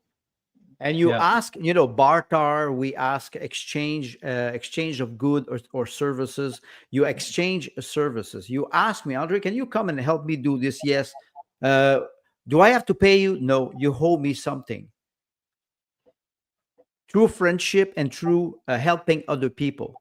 Sometimes it is not. You don't need to do a lot to help. I don't know. I guess we can. You guys want to leave it there? Do you want to say something, Tim? Family, absolutely reinforce your family. All this rest of it is just us talking about philosophy, and it's all. None of it means a damn thing if you turn off this show and go over it and your son hates you and your mother is dissociated because she's all wrapped up in CNN. I mean, my mom's not, but you know what I'm saying, right? If you step away from this imaginary silo we're all sitting in and protesting and enjoying each other's company and tearing the government a brand new one because we're so tough, because we're not, because my hands haven't been dirty for a decade, right? Until you go out there and do something about it, then you've done nothing. And that includes me. That's an old school reference, Andre. Are your hands dirty? Nobody that lives in the urban centers even gets that. I live in a village, and today we transform 5 kilograms of tomato, peppers, and zucchini, and we did 6 liters of canning for winter. We have almost 250 pots. So honestly, my hands are always dirty. I have to wash my hand when I come on this podcast, because when I come from the garden, because my wife always I work with her. We have a lot of vegetables. You work for her. Yeah, sorry, I work for her. Yes, you're right. But we are partners, and we and today I said, okay, maybe we don't do 200 pots next year, because we still have from last year. So yes, intellectual work, but also get out, take a shovel and do what you have to do. So now you have to write another novel of some type and call it The Philosopher Had Dirt Under His Nails. The philosophy of tomato incarnation. The You know, philosophy here of soil. it's a 200-year-old house. You cannot imagine what I did in 12 years. My neighbors were saying that this man is a lunatic, carrying stone for 6 summer from the river, which the hill is like this. So, but also enjoying debate, both in reality and in the virtual world. That's the only way we can. Don't stick on, especially not CBC. Please, please, I beg you. I beg you. I will pay you. I will just disconnect you. Those Try comments it. belong to Mr. Maloche himself. This Cerberus the Improv Not in no way. representative of Cerberus at the Try Improv. try Do us not. for a couple of weeks. Money back guaranteed if you want, but try That, us. Damon and I immediately stepping in with the legal protection clauses. Yeah. Tell who the businessmen are in the class. This is not financial advice. right. This is Uh, not financial advice. This sounds poetic. I just want to read this from R.B. Hamm. In the cabaret of globalization, the state shows itself as a table dancer, I like that strips off everything until it is left with only the minimum indispensable garments, the repressive force. That's I wonder very who's good. And buying. honestly, she strips off, but when it's starting to be, and it is free, but when it's starting to be interesting, you have to pay. Pay to It's a play. good comment. It's a good comment. Okay. Yeah, go ahead, Tim. No. I was no. Yeah, another inappropriate comment. Well, we're used to it. Maybe just wait a couple of minutes, and you can Oh. say it offline. So we were over 90 minutes, but it's been a good episode. Clown World.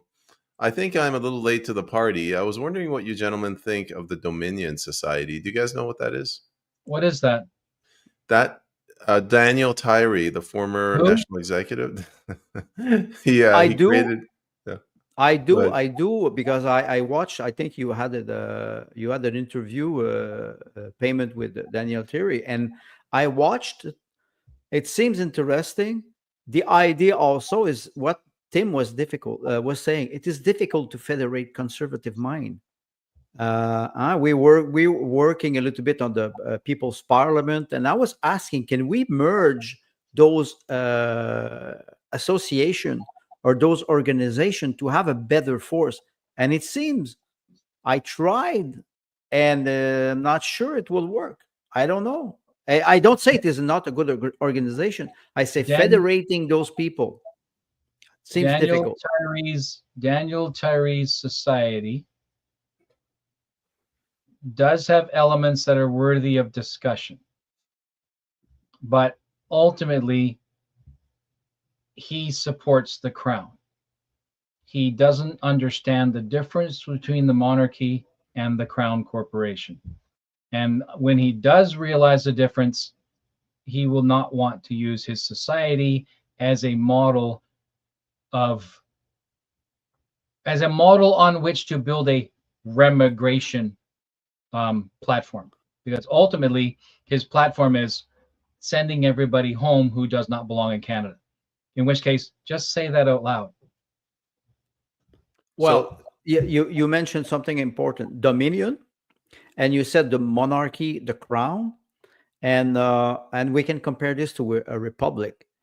The monarch, if he's merciful, if he's just, it doesn't mean that the monarchy could be bad in itself, but you need a moral code that would bring the monarchy very close to a republic. Okay, so that's a debate that we can have. Now I have that's a real debate. Now I have to clarify between the monarch and the sovereign. Yes, this is extremely important. Authority. The sovereign has authority, and the House of Windsor has not referred to themselves as sovereign since before the Second World War. Wait, even abdicated. You're a sovereign. You never have to abdicate. You're the fucking king. You are reading my mind. Right. So the monarch is nothing. The monarch is a hood ornament for the crown. Let me just quickly jump in here. Where is she? Clown World, you asked the question. I interviewed Daniel Tyree, and it's an interesting thing. And if I'm just taking an objective viewpoint, you have two sides on the right that see two different ways to take back the country. One is as in the form of a republic. So Tim just expressed his view on that, and Wolf is also like a pro sovereign, pro republic guy. He's anti crown. And then on the other side, you have the Dominion Society, where everybody wants the same goal. How do we take back Canada and give it back to the people? I Daniel don't want Tyree a republic. believes it's through the monarchy. You make up your mind. I don't want a republic. I Well, want a well, sovereign. I want a oh, sovereign, okay. right? I'm not a monarchist. I want a sovereign, right? I want a single dynastic family that answers to the people. Okay, then I misunderstood you. So you're not No, so much like Wolf. okay, because my view is effectively pre-Middle Ages in that sense, right? So I don't have a problem with whatever comes into Canada or the North America as long as it's stable. But my personal view is sovereignty, because I believe that sovereignty is something that can be all the way down the system. I It go should be back. scalable. I can go back to the comment of Wolf, the difference between a nation and a state. And when we look at a monarchy, and like you mentioned, Tim, a sovereign, we never talk about religion, because we always have in our mind that a modern society should be a secular state. I'm challenging people to come and debate on that, because what we're seeing now, it's always the economic angle that we take, and we try to compare a monarchy, which is a monarch or the sovereign is supposed to inherit his power from God, and when a state or a republic inherits his power from the people. We have to unite those two concepts. We cannot just talk or oppose them. It's much more complex than that. And some people are Republican. They will say, I want a republic with a constitution. The monarchy needs a contract too with the people. The people could be, we always say the state or the nation, we delegate the violence to the state, because our freedom to the state, the violence to the state, so the state will protect us with border. The state, the nation, the monarch has the same duty. Do they have does the monarch has respect its duty today? No, because they're financed by corporation, they're manipulated by corporation. The king is manipulated since 400 years. This I think entertains me.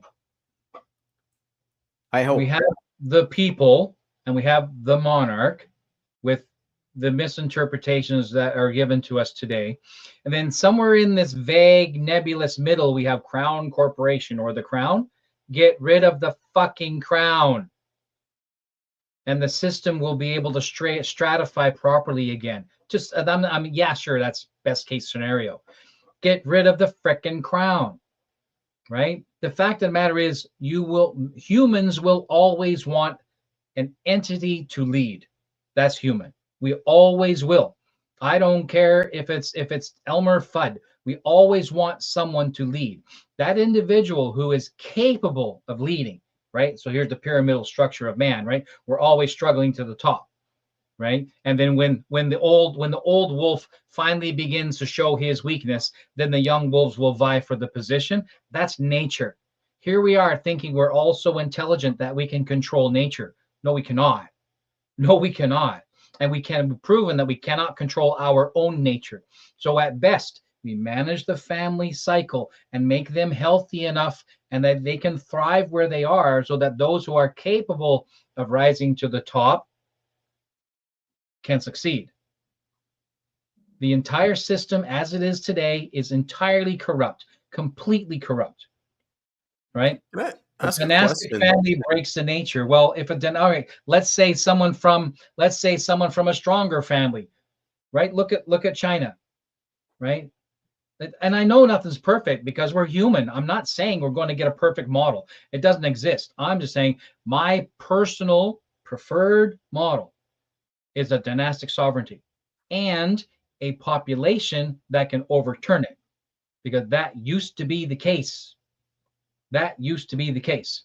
However, because I live in a modern Western society who spent the last 500 years building on republic concepts, and I think the republic of the democratic models is the most stable, right? Then I will support the development of a republic. I Do you don't have want a to problem. comment? Do you want to respond to Wolf's? This is basically between you and Wolf now. Let me just read them for you. That would be a republic, Tim. That has leaders elected by the governed, consent of the governed, a dynasty of elected representatives, a republic. Yeah, that's fine. See, you think that I can't have 2 points of view. Well, I can, because I'm human, right? I have another one in which I become king of Canada, right? So I mean, like, we can have any views we want. What I'm saying is, I believe that a dynastic sovereignty where the people are aware that they can flip the dynastic family, I believe that's possible. I also believe that a republic is possible. The problem is humans F the model. That's all. I'm not saying it can't happen. This is another Right? important question from Sue. I think the House of Windsor has converted to the House of Sod. True or false? But can I react to what Tim just said? In logic we have the principle of non-contradiction. Man is a contradictionary animal. We are, and AI cannot change that. It will never happen. The fact that you choose a model does not exclude the other model.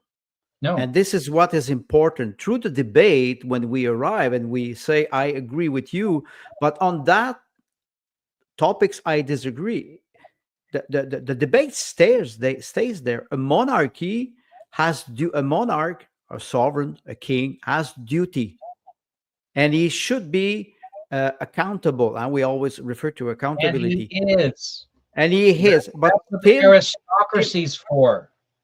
Yes, but aristocracy, I could say, as aristocracy of the art, like Nietzsche was saying. What you mentioned, you're mentioning family. I will go back to Middle Age with guild, group of artisans that has power. I can refer to the Tsar with the boyar, which was the aristocracy. The boyar, when Boris Godunov was elected, they begged him to be the Tsar. They said, we cannot not have a Tsar. But after that, they undermined his power because they did not like what he was doing. He was a progressist Tsar at the time. So you have an aristocracy. You could say today the oligarch, the billionaire, whatever, the people who are in power. They can empower somebody or a group of individual as long as there's a moral code, there's duty, they respect guild, they respect family, they respect structure. If we don't have this, no model will work. Whatever it is a monarchy, a republic. You need structure. You need moral code. You need people who will respect entities like the family. That's why maybe Dominion, the Dominion. What's the name of the organization of Daniel Thiry? Dominion Society. Dominion Society. I think they misunderstand the philosophical concept behind that. If the policy is only to send people back with re-immigration, that will not work. I'm sorry, it is much more complex than that. And people today, they have tendency of simplifying the problem so they can put a solution on it. Let's debate. Let's not say I don't have the solution, André Meloche. I want to debate those ideas, and slowly we arrive. I will not say at a consensus because I don't like the idea of a consensus, but we arrive at we can do compromise and we can start to write something. Whether it would be, but in any case, you will need a constitution, and you will need people who will respect the constitution. This is not what we have now in Canada. Nobody respects the constitution. Let me make an addendum or a condition of my concept of a dynastic sovereign or in the West. In the model of pre-Middle Ages Europe, in particular the northern countries, which we've talked about before, that it was those democratic practices, those tribal practices, relationships that are probably responsible for the Western democracy the way we see it, not Greco, not Roman, right? So that those were structures were more realistic. Ownership of property, right to defend, right to hunt, right, et cetera, et cetera. These things are base human behaviors. I don't even say rights, right? I speak. I don't need the right to do it because I'm a creature that speaks. I don't need no fucking rights. I speak, right? You want to interrupt or corral or censor my speaking, then we're going to have words, which is still me speaking, right?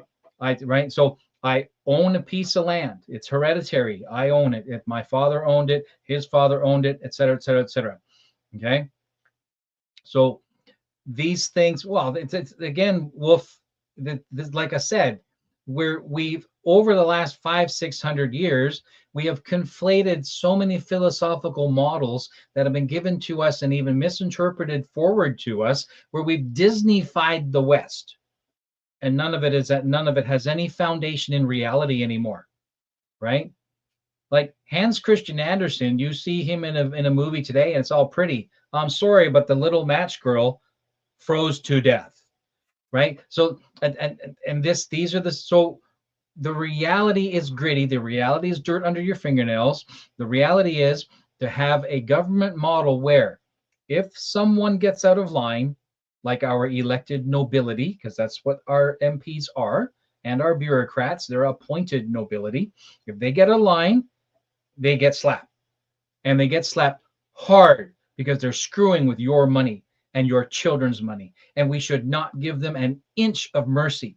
You're in that seat, do your damn job. You do anything but what you've been mandated to do, you're probably going to jail. And that's where it should be. And if a republic model can offer that to the people, then I'm in favor of a republic model. But a sovereign can say, you're a bad man. You're a bad sheriff. I'm taking you out right now. A sovereign can do that.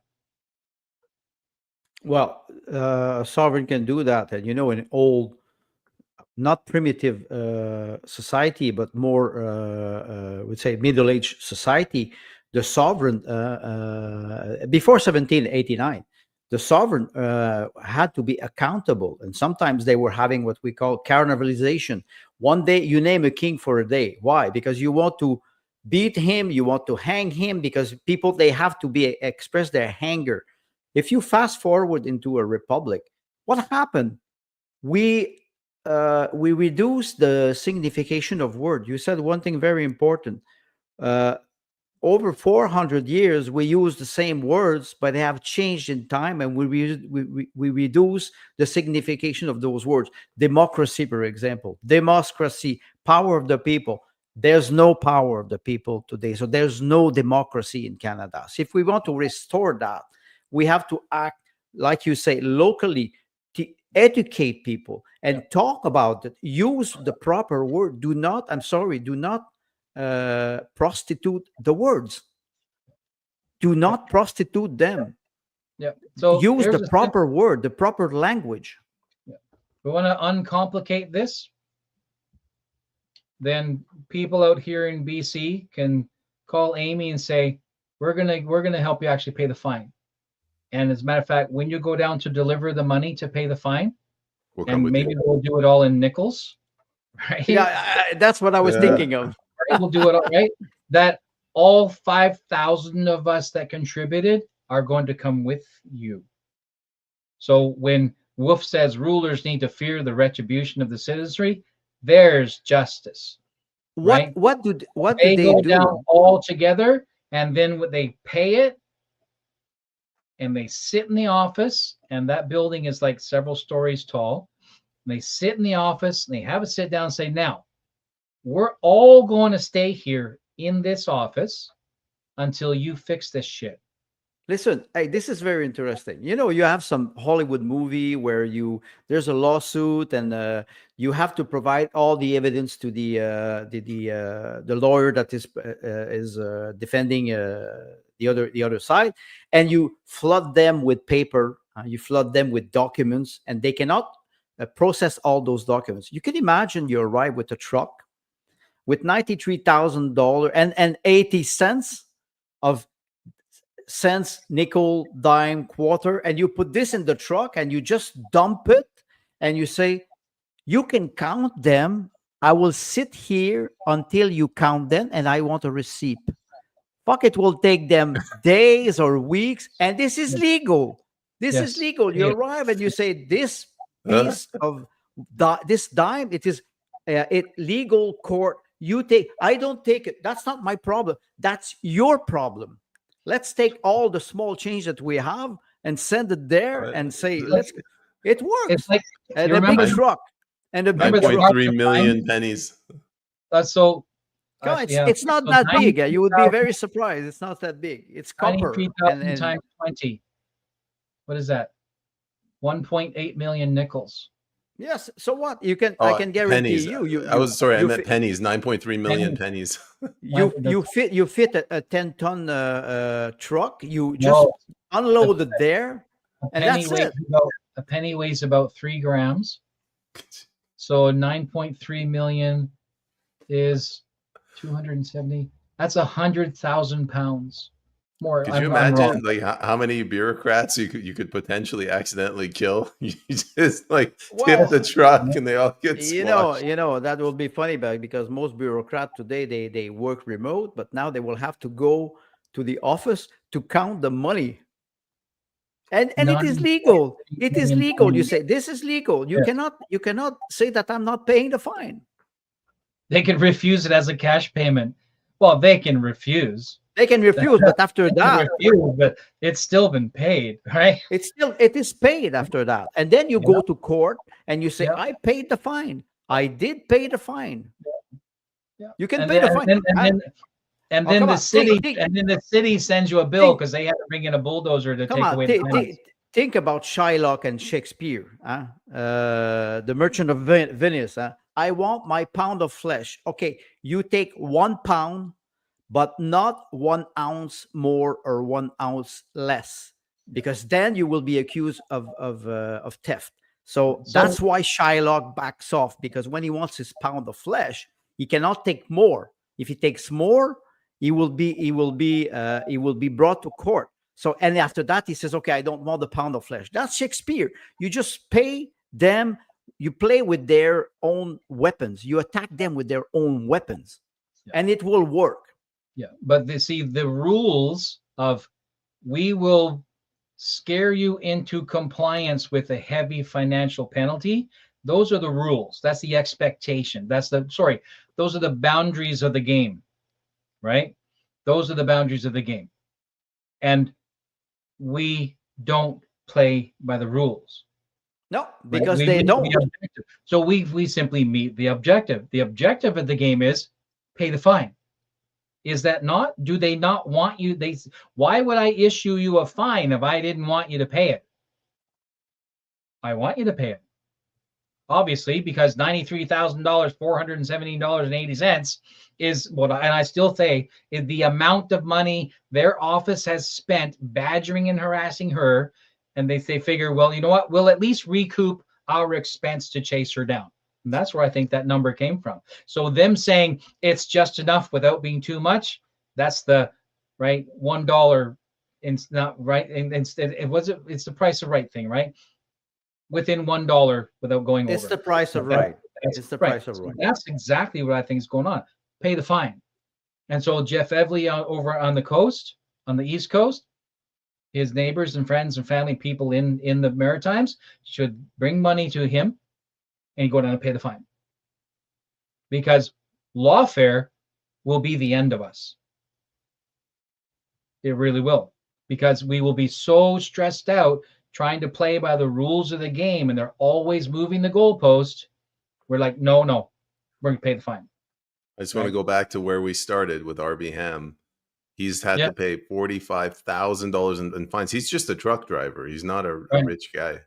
Yeah, and the simple solution. Now, grant you, in the moment, in the heat of the moment, in the crisis, when you're standing alone, nobody knows your story. Like, you know, Hamm was alone, and he stood there and he did what he needed to do and made the decisions he needed to do. But now we have a much larger audience. More people across the country are familiar. We need to reach out to those who have gone. I say this all the time. Thrown their bodies on the barbed wire, and we did not go across. We did not take the territory, and we done nothing but bring them dishonor, because they've sacrificed their own bodies, right? Evely's done it. Hamm has done it. Many other people have done across, you know, and pay the damn fine. Take the teeth out of the Pavlovsky. There's another one. Right? Arthur Pavlovsky was a very good example. Very good example. I mean, you can't be charged with mischief if you pay the fine. I think I stood. I talked about it. I think last week, 2 weeks ago, when he stood up against the police when they arrived in the church. He was screaming at them. Yes. And I'm sorry. Forget the politically correct and forget the kindness of Canadian. He was. I said, "This is a man," and he showed it. He showed it. That they dragged him out of the church. Yes. He's an icon. Yeah, I love that video. It's like Gestapo is not welcome here. Get out. Come back with a Nazi and everything. This man represents maybe what could be salvation of Canada.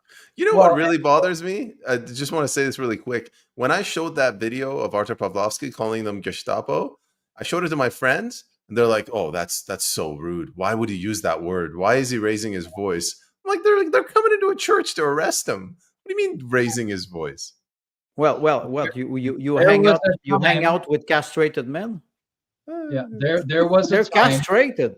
They're castrated. Sacred ground, right? Sorry? Church was sacred ground once upon a time. Once upon a time. Well, yeah. So was a man's house. The church of Arthur Pavlovsky is still sacred ground because he defended it. That's fair. That's fair. And so people like Amy Hamm, R.B. Hamm, right? Arthur, Jeff Everly, Barry Neufeld here in southern BC, who have thrown themselves on the barbed wire. My hope is that those of us whose balls have retracted into our can't even say the word, I'm so ashamed, will finally grow some stones, grow a backbone, and do the job. And we can. I don't think we will, but we can. We have to try. And I wish I had a copy of Arthur Pavlovsky's video. We could play it out with that, but we'll get that for next week. Yeah. Well, it'll be the intro. It'll be a remix of him calling him Gestapo. What's the title of his book? The Lion Roars or something like that? Yes. Yes, it's his book. Right? And but don't forget, we will not be on next week because you will be gone. And I cannot beat 3 Cerberus like I wrote you a little bit earlier because I don't want to end up with schizophrenia, thinking like Payment and Timothy. I cannot live without you, gentlemen. Can I? We have that actually, and it's recorded, so I'm going to play that as the intro. That would be the intro. Next episode. One thing, Sue, I think you're watching like with 15-minute delay because you're commenting on things we said way back. Yeah. Okay, so Big Pharma will get excited. We should make an announcement about next week because next weekend Payman is speaking at Jayant Bhandari's conference in Vancouver, Capitalism and Morality, and I will be attending as well, and that's a Saturday. So there will not be a Cerberus at the Improv show next Saturday because the likelihood of Payman and myself getting a place where we can mount up our phones or laptops or whatever and doing a show is probably minimal. So no show next week. And maybe it will be good. Maybe our viewers will be able to take a break from us. We're not that bad. We haven't given them enough abuse. Well, so they're we got 9:35. If you guys want to drop by, you have to buy tickets. Capitalism and Morality. You can Google it. What do we got? Maxime Bernier will be speaking. Ascari. I'll be. Leighton, Another fantastic speaker. Some of these are libertarians. They're really good, interesting things to say. Jeff Dice, Rick Rule, and Albert Liu. I've interviewed him. He's really good. And there's going to be a panel. Oh, crap. I'm on with the big boys. Yeah. So if you guys can make it out. So, okay. How do you say this? Buckle up. But I have a question for you, gentlemen. Will this be broadcast? I think the speeches will be independently broadcast at a later date. I'm not certain. Okay. I'm not It will certain. not be live. It will not be live. I know. I don't think so. If I was putting the conference on, I would film everything and package it later and sell it. Because I think it's better like this because I will be free. I would make fun of you. You would make fun of us. Yeah. Wait a minute. You don't make fun of us already? I did not start it yet. Oh, jeez. It gets worse than this. It's 2 hours. If he hasn't started yet, get us off air so he doesn't start. All right. We're gonna end the show. A big thank you to the audience. You guys did a fantastic job today. It was a lot of participation. We enjoyed the questions you were asking. My two co-hosts. Very great question. Very great comment too. Breaking the fourth wall is a lot of fun. It's like we've said before, you become the fourth host. Yeah. Right. And we don't really have to think. Yeah. Rather, actually, if three of us are hosts, maybe you guys are more like parasites because you get in our head. All right. That's not how you increase the viewership. Yeah. Always have the last word is always spicy. I'm monitoring the viewership. The count, it's just plummeting now. They're all dropping off. All right, guys. We'll see you guys in 2 weeks. Remember, no episode next week. And tonight, 6 o'clock with RB Hamm, I'm going to be interviewing Mr. Jeff Evely. Check it out. Beyond the Pale is the name of his podcast. Good. Thanks Bye, a gentlemen. lot. Goodbye.